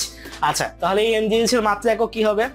সেম, কাজের যা মাত্রা, শক্তির যা মাত্রা, একক কি এই বিভব শক্তিরও একই মাত্রা একক হবে, আমরা জানি। ওকে, সো গেল এইটা। তো আরেকটা হচ্ছে স্প্রিং এর কথা বললাম, হ্যাঁ? তো স্প্রিং এর এই বিষয়টা আমাদের একটু বোঝা লাগবে, ঠিক আছে? আচ্ছা, তো একটা স্প্রিংকে আমি সংকুচিত করে রেখেছি, ঠিক আছে? তো সংকুচিত করে তার সামনে আমি ধরো একটা বস্তু রেখে দিয়েছি। সো এই বস্তুটা করলো কি, এটাকে ধাক্কা মেরে ফেলে দিল, ঠিক আছে? সো যখন এটাকে ছেড়ে দিল, ছোটবেলায় এই যে আমরা টিপ কলম বলতাম, এটাকে স্প্রিং এর কলম ছিল, হ্যাঁ? তো ওটা সারাদিন টিপতাম, হ্যাঁ? আবার ওই টিপ কলম দিয়ে আবার ওই যে খেলার জন্য পিস্তলও বানাইতাম, ওইটা দিয়ে আবার কলমে শীষ মানে মারতাম, হ্যাঁ?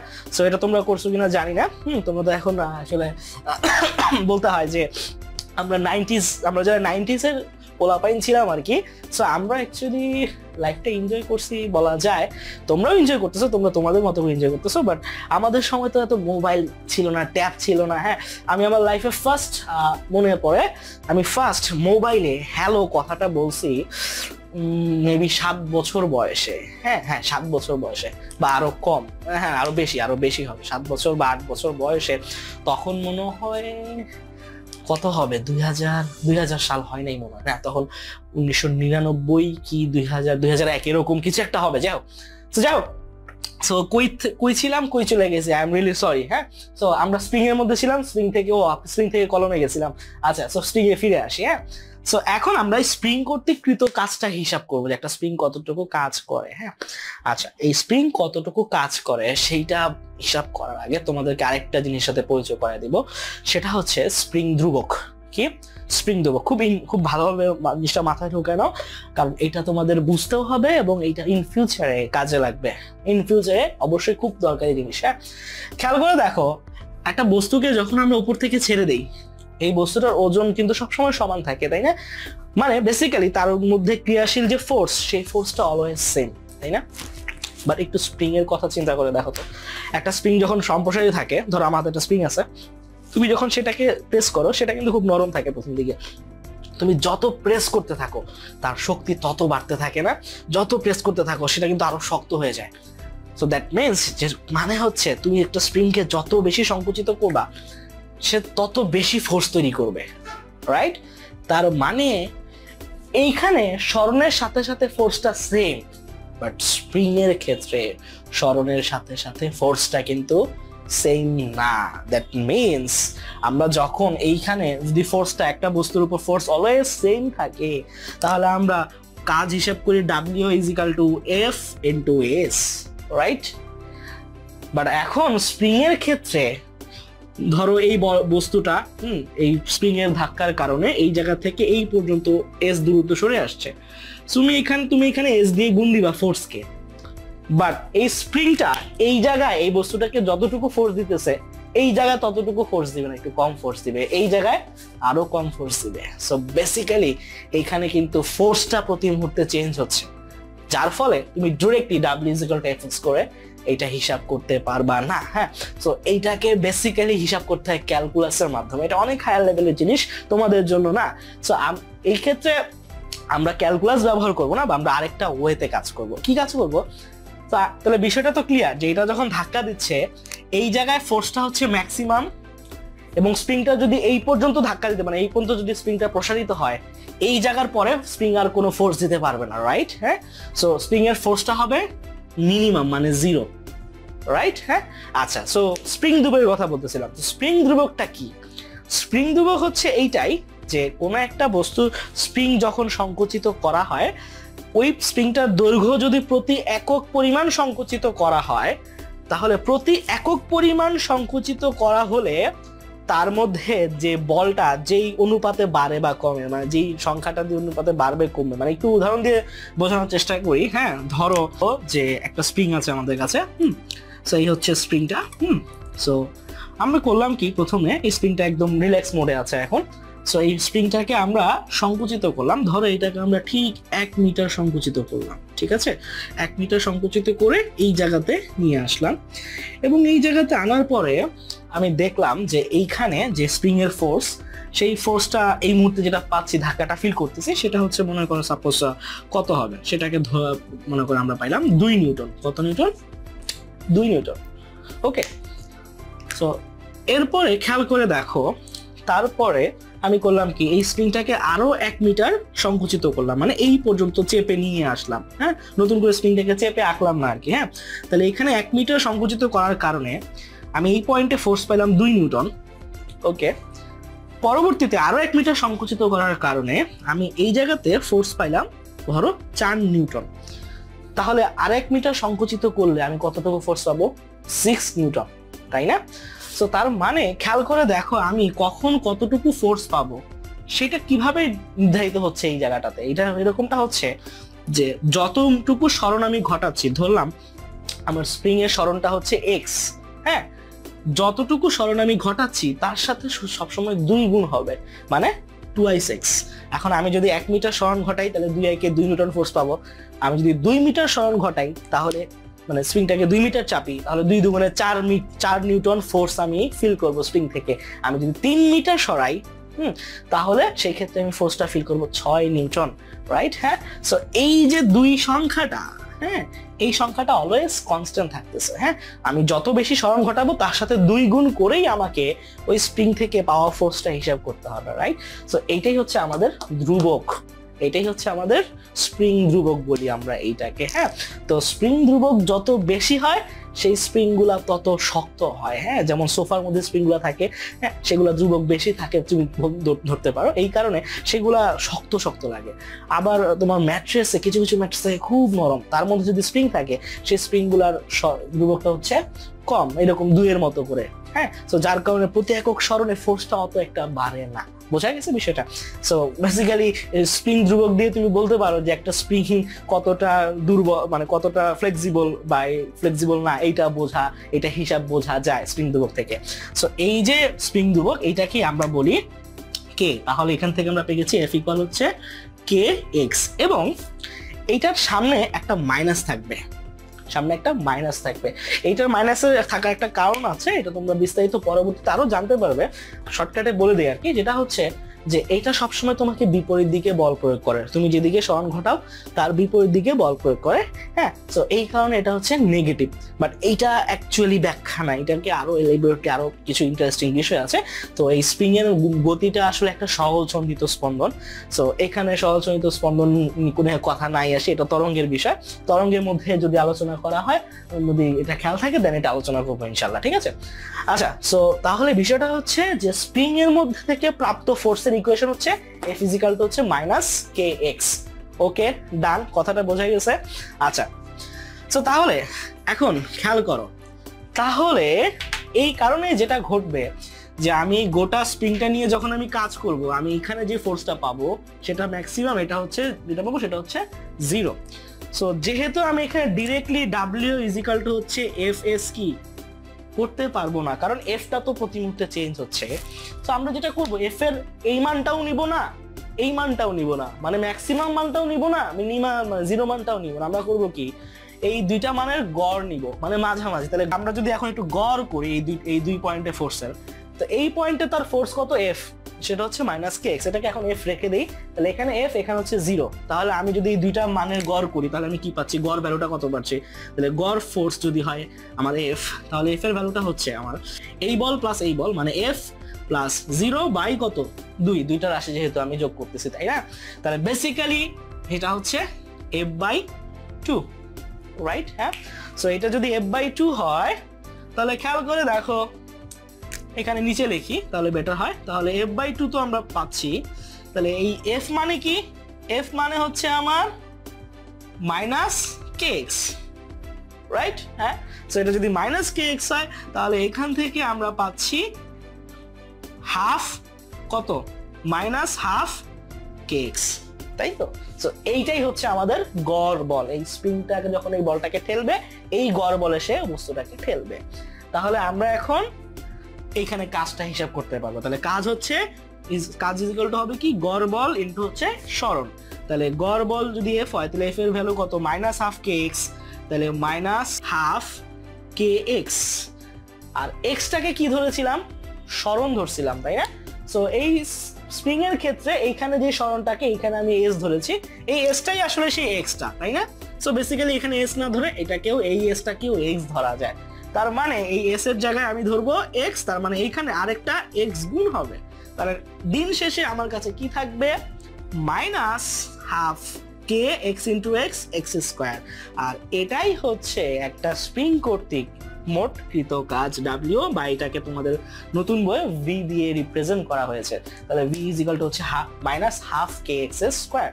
এই মাইনাসটা আসতেছে কারণ হচ্ছে এটা আসলে তোমাকে বিপরীত দিকে বল প্রয়োগ করে কাজ করাচ্ছে, এবং আমি তোমাদের বলছি মাইনাসটা ইগনোর করতে পারো। আর বেসিক্যালি আমরা যেহেতু এখানে কি করতেছি, আমরা শক্তি হিসাব করতেছি, কাজ হিসাব করতেছি। কাজ জিনিসটা কখনো নেগেটিভ হয় না, ঠিক আছে? হ্যাঁ, কাজ ধনাত্মক ঋণাত্মক হয় তাদের মানে বিহেভিয়ারের কারণে। সো এই নেগেটিভটাকে যদি উপেক্ষা করে চিন্তা করো তাহলে তুমি পেয়ে যাচ্ছ স্প্রিং কর্তৃক কৃত কাজ v equal to half kx square. তার মানে নেক্সট টাইম থেকে যখনই তোমাকে কোনো স্প্রিং এর, একটা স্প্রিংকে বলা হবে যে একটা স্প্রিংকে এত মিটার সংকুচিত করা হলো, হ্যাঁ, তারপরে ওই স্প্রিংটার কর্তৃক কতটুকু কাজ করানো সম্ভব, তখন তুমি সেখানে x এর জায়গায় দ্রুতটা ব্যবহার করবে, আর স্প্রিং ধ্রুবক দেওয়া থাকতে হবে। স্প্রিং ধ্রুবক ব্যবহার করো, তাহলে তুমি বের করে ফেলতে পারবে যে স্প্রিংটা কতটুকু কাজ করতে পারবে। তো আমি এখান থেকে তাহলে এখন হিসাব করে ফেলতে পারবো যে এই স্প্রিংটা এই বস্তুটার উপর কতটুকু কাজ করেছিল। বোঝা গেছে বিষয়টা? সো এই হচ্ছে স্প্রিং শক্তি কর্তৃক কৃত কাজ।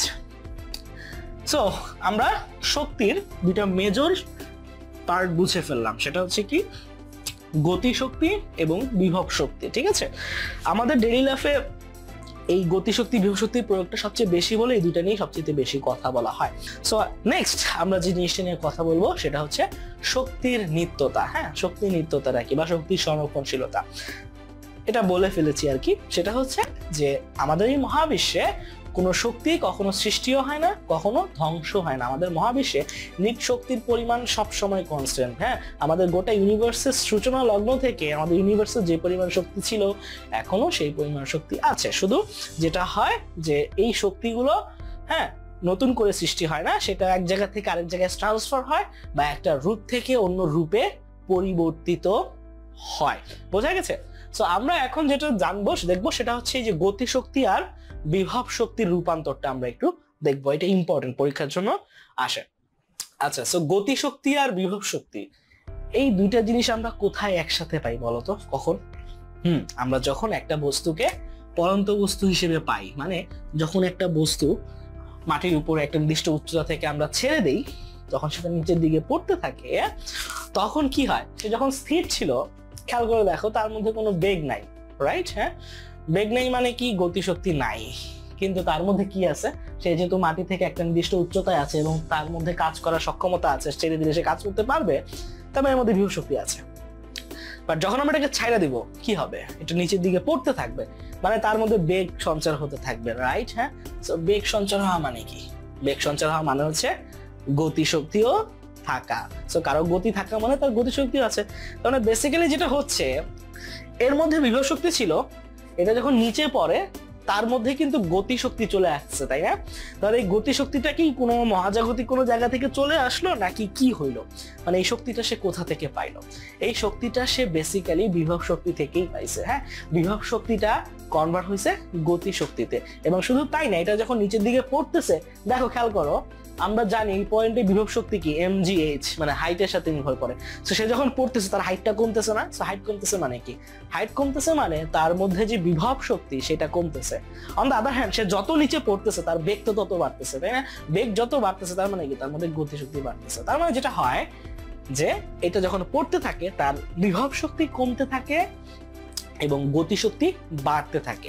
সো আমরা এখন এটাই হিসাব করে দেখবো যে বিভব শক্তি, গতিশক্তি, এই যে শক্তির মোট হিসাবটা, মানে মোট শক্তিটা কি আসলে এক কিনা। মানে যদি আমরা দেখি যে এখানে যে মোট শক্তি ছিল, মাঝখানে যে মোট শক্তি, সেটা যদি সেমই থাকে, মানে মোট গতিশক্তি মোট বিভব শক্তি আলাদা আলাদা হিসাব করে যোগ করে দেখতে হবে, তাহলে বুঝতে পারবো যে এখানে শক্তি আলাদাভাবে কোনো জায়গা থেকে আসে নাই। হ্যাঁ, শক্তিটা শুধু রূপান্তরিত হয়েছে। সো আমরা যেটা করবো, সো আমরা এই ধরিলাম আমাদের একটা বস্তু আছে, সেই বস্তুটা ভূমি থেকে এই উচ্চতায় আছে, হ্যাঁ, এবং এই বস্তুটার ভর হচ্ছে m। তাহলে ভূমি থেকে সে এই উচ্চতায় আছে এই মুহূর্তে। হ্যাঁ, সো আমরা এখন এটাকে ছেড়ে দিব। সো ছেড়ে দেওয়ার আগে আমরা একটু এই পয়েন্টে চিন্তা করি, এই পয়েন্টে কি অবস্থা। হ্যাঁ, আমরা এই পয়েন্টটার নাম দিলাম এ পয়েন্ট সাপোজ। হ্যাঁ, তাহলে এ পয়েন্টের জন্য কি হচ্ছে দেখো, এ পয়েন্টে আমরা শক্তি হিসাব করবো। এই এ পয়েন্টে তার মধ্যে কি শক্তি আছে চিন্তা করো, গতি শক্তি না বিভব শক্তি, নাকি দুইটাই? গতি যেহেতু নাই, সে তো স্থির, তার মানে ডেফিনেটলি গতি শক্তি নাই। হ্যাঁ, তাহলে বিভব শক্তি, হ্যাঁ বিভব শক্তি আছে, সে যেহেতু মাটি থেকে একটা হাইটে অবস্থান করতেছে। তার মানে এই বিন্দুতে ওই বস্তুটার মোট শক্তি হচ্ছে কি? বিভব শক্তি, তাই না? বিভব শক্তিকে আমরা কি দিয়ে প্রকাশ করি? আমরা প্রকাশ করি পটেনশিয়াল এনার্জি দিয়ে, ইপি। ইপি মানে হচ্ছে পটেনশিয়াল এনার্জি। হ্যাঁ, অন্য কোনো সংখ্যা দিয়েও তোমাদের বইয়ে প্রকাশ করা থাকতে পারে। হ্যাঁ, তো তাতে কোনো কিছু যায় আসবে না, তোমরা ওইটা দিয়ে প্রকাশ করবে, খাতায় লিখবে, সমস্যা নেই। So EP is equal to কি হবে? আমরা বিভব শক্তির সূত্র কি জানি? mgh। তাহলে m ইন্টু জি ইন্টু হচ্ছে h। এবং বিভব শক্তি ছাড়া যেহেতু এখানে কোনো শক্তি নাই, তাহলে এ বিন্দুতে, হ্যাঁ, আমাদের এই এ বিন্দুতে আমাদের মোট শক্তি যেটা, হ্যাঁ, মোট শক্তি সেটাই হচ্ছে আমার mgh। মোট শক্তি হচ্ছে mgh, ঠিক আছে? তো এই মুছে দিলাম মোট শক্তি। তো এখন হয়ে গেল, এই বিন্দুতে মোট শক্তি পেয়ে গেলাম। এখন আমরা করলাম কি? এটাকে ছেড়ে দিলাম, ঠিক আছে? ওকে, সো ছেড়ে যখন দিলাম, ধরো এটা মাটি থেকে উপর থেকে পড়তেছে, পড়তে পড়তে মনে করো সে এই জায়গাটায় চলে আসছে। হ্যাঁ, সো এই জায়গাটায় যখন সে আসছে, সো এই জায়গাটায় আমরা ধরো সবকিছু স্টপ করে দিলাম, সবকিছু দুনিয়াদারি বন্ধ করে দিয়ে, টাইম মেশিন দিয়ে সব অফ করে দিয়ে চিন্তা করি, ওই জায়গায় হিসাব করা চিন্তা করি, ঠিক আছে? আচ্ছা, সো এই জায়গায় যখন আসছে, ওই মুহূর্তে আমরা হিসাব করব যে ওর মধ্যে যে শক্তিগুলো আছে সেই শক্তির পরিমাণটা কত। খেয়াল করে দেখো, যেহেতু সে কিছু দূরত্ব অতিক্রম করছে, তাহলে আমরা ধরে নিই সে এখান থেকে এই পর্যন্ত, হ্যাঁ, এই পয়েন্টটার নাম দিলাম আমরা বি পয়েন্ট। হ্যাঁ, এম ভরের বস্তুটা আসছে। সো এই পর্যন্ত সে টোটাল এক্স পরিমাণ দূরত্ব অতিক্রম করছে, অর্থাৎ এই পয়েন্ট থেকে এই পয়েন্ট পর্যন্ত যে দূরত্ব, এটা হচ্ছে আমাদের এক্স। ওকে, আর পুরাটা কত ছিল? পুরাটা ছিল আমাদের এইচ, তাই না? পুরাটা যদি এইচ হয়, তাহলে পুরাটা এইচ, এতটুকু এক্স, তাহলে এই এতটুকু কত হবে? মানে ওই অবস্থায় সে মাটি থেকে কত উচ্চতায় আছে? সেটা হচ্ছে এইচ মাইনাস এক্স উচ্চতায় আছে, রাইট? ওকে, সো এখন আমরা বি বিন্দুতে দেখি তার মধ্যে কি কি শক্তি আছে খেয়াল করে দেখো। বি বিন্দুতে সে তো থেমে নাই, সে তো পড়তেছে, তাই না? তার মানে তার মধ্যে গতি আছে, তার মানে তার মধ্যে অবশ্যই গতি শক্তি আছে। এবার বিভব শক্তির কথা চিন্তা করো, সে কি মাটি থেকে উপরে আছে না? নাই, আছে। তো মাটি থেকে একটা হাইটে তো অবস্থান করতেছে, তার মানে অবশ্যই তার মধ্যে বিভব শক্তিও আছে। তার মানে বি বিন্দুতে একই সাথে গতি শক্তিও আছে, একই সাথে বিভব শক্তিও আছে। তাহলে বি বিন্দুতে আমার যদি মোট শক্তি আমি চিন্তা করি, তাহলে মোট শক্তি কত হবে? আমার মোট শক্তি হবে গতি শক্তি প্লাস বিভব শক্তি। তাহলে বিভব শক্তি কত? বিভব শক্তি হচ্ছে ইপি আর গতি শক্তি হচ্ছে ইকে, কাইনেটিক এনার্জি। ওকে, সো ইপি কত হবে? ইপি হচ্ছে এমজিএইচ, তাই না? তাহলে এমজিএইচ। আচ্ছা, এইচটা কি? এইচটা হচ্ছে মাটি থেকে উচ্চতা। বি বিন্দুতে কি সে এইচ উচ্চতায় আছে? না। কত উচ্চতায় আছে? H minus x. তার মানে এইখানে এইচ এর বদলে হবে এইচ মাইনাস এক্স, এইটা হবে। ডান? ওকে, দেন প্লাস প্লাস কি? ইকে, ইকে কি? Half M V square. হ্যাঁ, আমরা জানি। তাহলে হাফ এম ভি স্কোয়ার। ভিটা কি? ভিটা হচ্ছে যেই মুহূর্তে আমি গতিশক্তি বের করতে চাই সেই মুহূর্তে কোনো বস্তুর বেগ, রাইট? তার মানে আমাকে আসলে এই বি বিন্দুতে এই বস্তুটার বেগ বের করা লাগবে। হ্যাঁ, সো আমরা কিন্তু পরন্ত বস্তু সূত্র মানে গতি সূত্র দিয়েই কিন্তু বি বিন্দুতে বস্তুটার বেগ বের করতে পারি। কিভাবে? আমার তো দরকার ভি স্কোয়ার, সো আমরা directly V square is equal to U square plus 2 S, এই সূত্রটাই ইউজ করতে পারি, রাইট? হ্যাঁ, এখন খেয়াল করো, এই এসটা কি? এসটা হচ্ছে বস্তুর সরণ। তো এইখানে ভি বস্তুটা সরণ হচ্ছে কতটুকু? এই বি বিন্দুতে আসতে, এ থেকে বি পর্যন্ত আসতে এক্স পরিমাণ সরণ হয়েছে, তাই না? তার মানে এখানে সূত্রটা হবে এক্স। বোঝা গেছে বিষয়টা? আচ্ছা, অন দা আদার হ্যান্ড ইউটা কি? ইউটা হচ্ছে আদিবেগ, মানে এখান থেকে যখন সে পড়া শুরু করছিল, তাহলে ইউ আদিবেগ কত? এটা তো স্থির অবস্থাতে ছিল এই বিন্দুতে, তাহলে আদিবেগ 0। তার মানে এখানে ইউ স্কোয়ারেরও কোনো ভ্যালু আর রইলো না। তার মানে V square is equal to হচ্ছে টুয়াইস এ এক্স আমি লিখতে পারি। তাহলে এখানে আমরা যেটা করতে পারি, হিসেব করে ফেলতে পারি একবার ডিরেক্টলি। তাহলে M G H minus M G X plus half M V স্কোয়ারের বদলে কি লিখবো? 2ax, right? আচ্ছা, সো 2ax লিখলাম। তাহলে এই 2 আর এই 2 মানে হাফ আর ইয়া কাটা, তাহলে এগুলো বাদ দিলে আমার পড়ে থাকলো শুধু এম এ এক্স। আরেকটা জিনিস বলা হয়নি, এখানে এটা কি? ত্বরণ। এই বস্তুটার ত্বরণ, এই ত্বরণটা কি? অভিকর্ষ ত্বরণ না, মানে এটা জি দিয়ে রিপ্লেসড হবে, মানে এখানে এটা হবে জি। তাহলে খেয়াল করো, mgh minus mgx plus mgx, তাহলে মাইনাস mgx প্লাস mgx পুরোটাই কাটা যায়। সো কাটাকাটি করলে কি পড়ে থাকলো? পড়ে থাকলো শুধুমাত্র আমাদের এই mgh। অর্থাৎ বি বিন্দুতে এই বস্তুটার মোট শক্তি, হ্যাঁ, মোট শক্তি কত? mgh। খেয়াল করে দেখো তো, এ বিন্দুতে মোট শক্তি কত পাইছিলাম আমরা? সেই mgh এ। কিন্তু তার মানে মোট শক্তি কিন্তু বদলায়নি, একদমই না। অর্থাৎ এই বস্তুটার মধ্যে যেই শক্তি ছিল এই বিন্দুতে, বি বিন্দুতেও সেই শক্তি আছে, শুধু যেটা হয়েছে তার বিভব শক্তি কমছে, গতি শক্তি বাড়ছে। তার মানে বিভব শক্তি যতটুকু কমছে ওই পরিমাণ শক্তিটা গতি শক্তিতে গিয়ে অ্যাড হয়েছে। অর্থাৎ মুক্তভাবে পরন্ত বস্তু শক্তির সংরক্ষণশীল সূত্র মেনে চলে। বোঝা গেছে?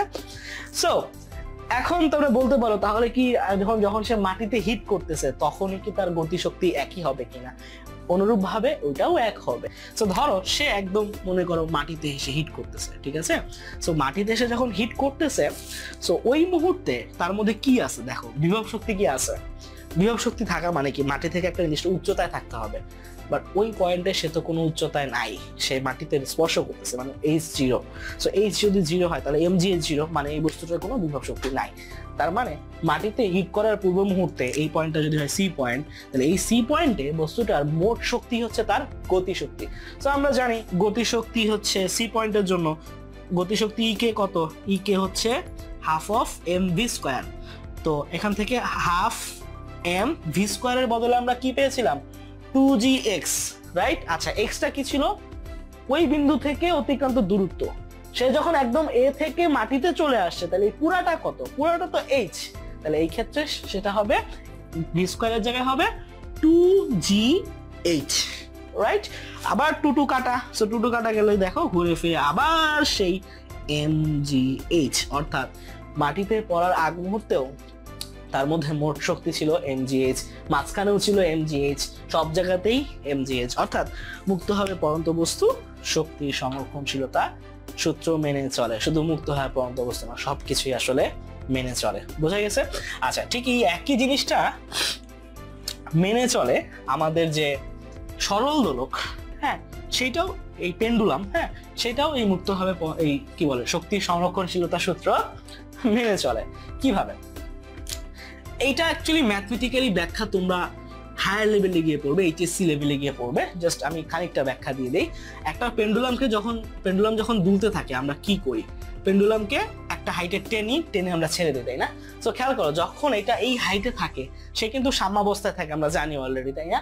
তো তাকে যখন আমি এখানে তুলতেছি, তো তাকে আমি বেসিক্যালি একটা হাইটে তুলতেছি না, এই হাইট থেকে এই হাইটে তুলতেছি না। সো একটা বস্তুকে ভূমি থেকে নির্দিষ্ট হাইটে তুললে কি হয়?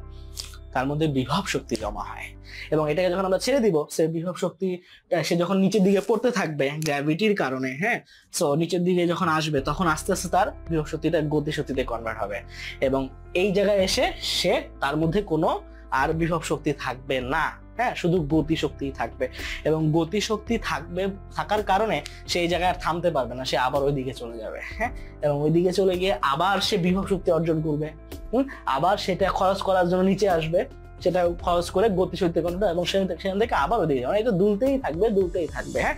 সো যদি কোনো পেন্ডুলামে শক্তির অপচয় কখনোই না ঘটে, হ্যাঁ, তাহলে একটা পেন্ডুলাম সারা জীবন দুলতে থাকবে। বাট রিয়েল লাইফে সেটা হয় না, কারণ হচ্ছে সরলদোলক যখন দোলে সে বিভিন্ন ভাবে শক্তি খরচ করে ফেলে অন্য জায়গায়, হ্যাঁ, বাতাসের বাধা আছে, তারপরে যেটা দিয়ে সে দুলতেছে, হ্যাঁ, সুতা, সেটার ঘর্ষণ আছে, হ্যাঁ, সো অনেক জায়গায় এনার্জি লস হয়ে যায়, হ্যাঁ। সো লস হয়ে যাওয়া মানে কিন্তু ধ্বংস হয়ে যাওয়া, মানে খরচ হইতেছে। সো অ্যাকচুয়ালি সেখানেও শক্তির সংরক্ষণশীলতা বজায় থাকে।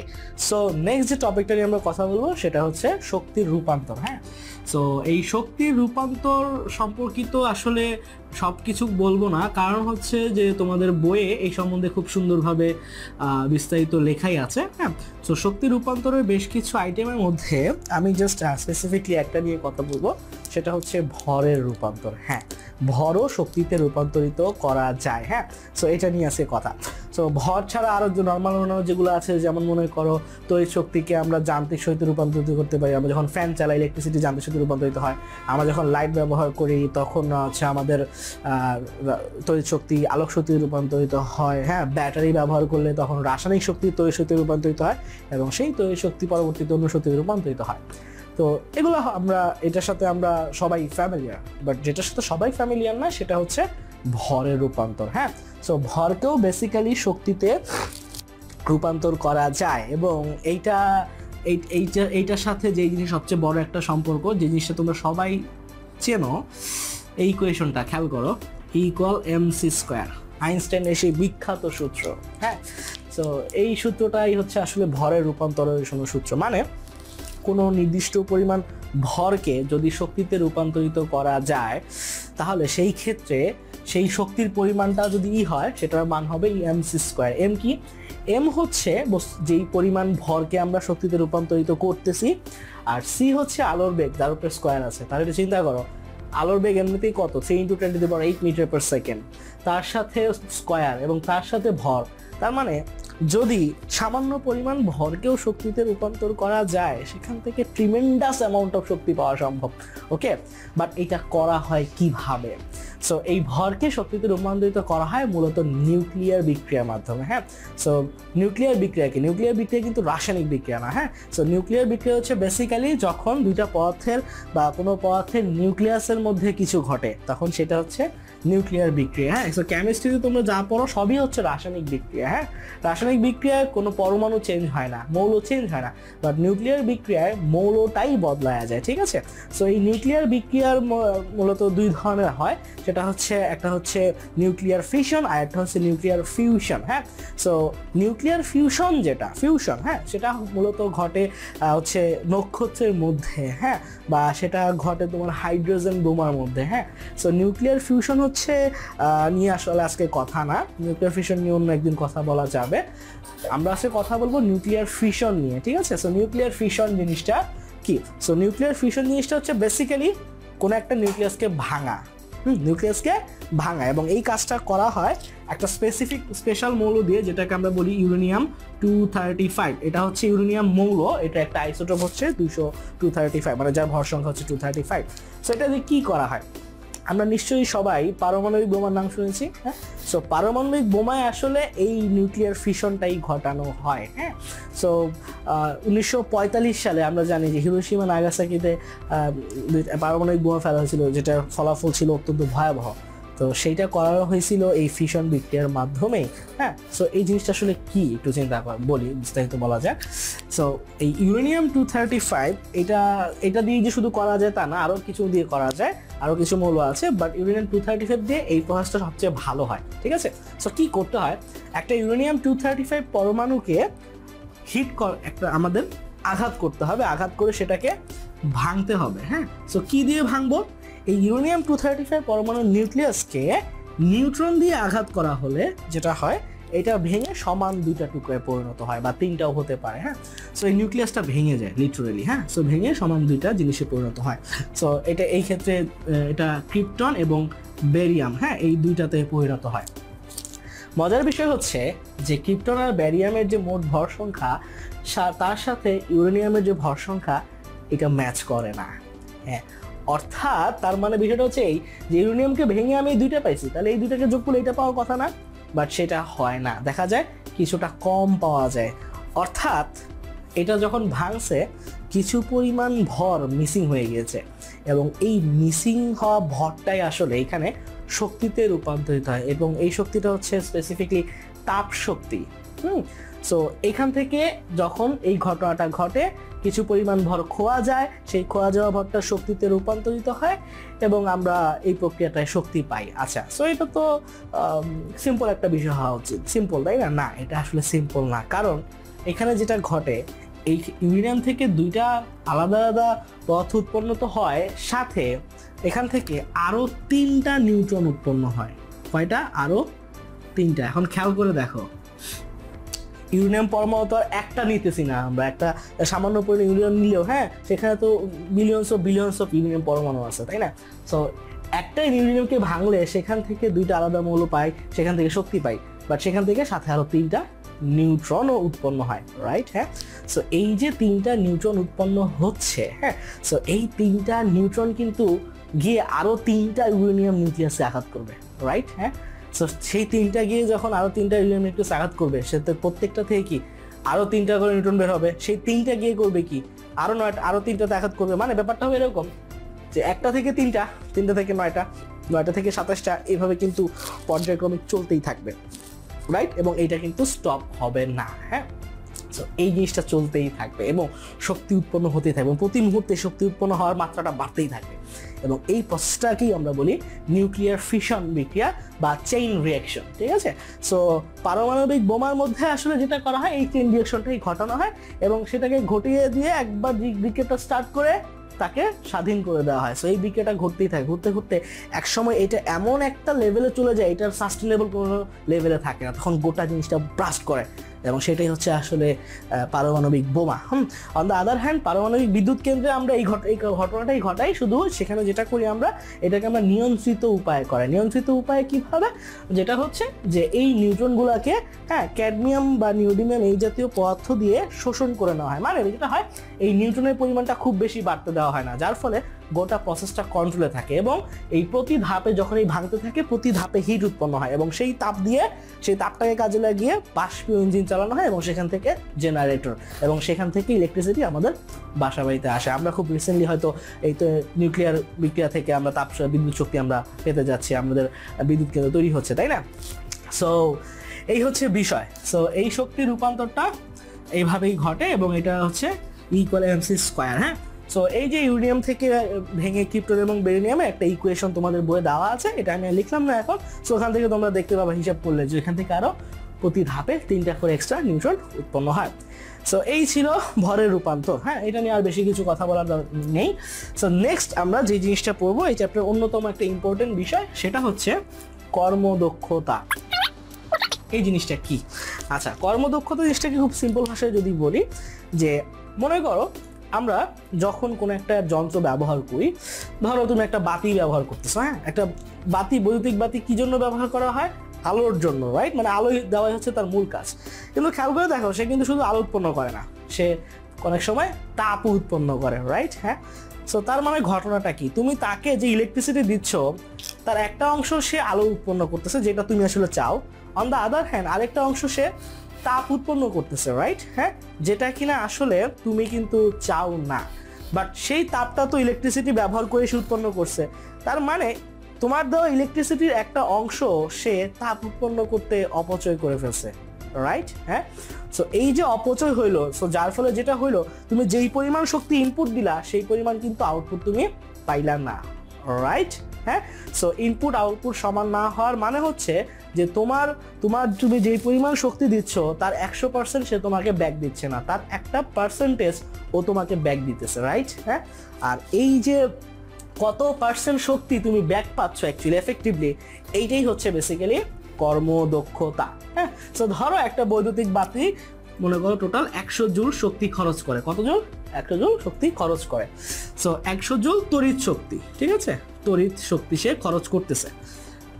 সো 100 জুল তড়িৎ শক্তি খরচ করে ধরো সে তোমার 50 জুল বা মনে করো 40 জুল শক্তি সে কি করছে, 40 জুল বাড়াই ধরলাম সে 80 জুল শক্তি থেকে পরিমাণ সে আলো উৎপন্ন করলো। কি আলো উৎপন্ন করলো?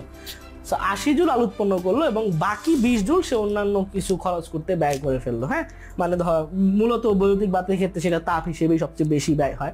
হ্যাঁ, তো সেই ক্ষেত্রে তুমি বলতে পারো যে তাপ শক্তি, হ্যাঁ, সো তাপ হিসেবে সে খরচ করছে 20 জুল। তাহলে এই যে 20 জুল সে খরচ করছে এটা কিন্তু আমাদের জন্য লস। তাহলে 100 জুলের মধ্যে 80 জুল তুমি ব্যাক পাইছো, তাহলে এই বলতে পারো যে এই বাতিটার কর্মদক্ষতা হচ্ছে 80%। হ্যাঁ, ঠিক একইভাবে যদি কোনো যন্ত্রের কর্মদক্ষতা 50%, তার মানে তাকে যে শক্তি দেওয়া হয় তার অর্ধেক সে লস করে, অপচয় করে, বাকি অর্ধেক সে তোমাকে ফিডব্যাক দেয়। হ্যাঁ, সো তাহলে কর্মদক্ষতাটা আমরা কিভাবে হিসাব করবো, মানে কত পার্সেন্ট কিভাবে হিসাব করবো? খুব সিম্পল, খেয়াল করো, এখানে আমরা 100 জুল শক্তি দিয়েছি, রাইট? সো এই 100 জুল শক্তিটা হচ্ছে অ্যাকচুয়ালি মোট প্রদত্ত শক্তি। কি?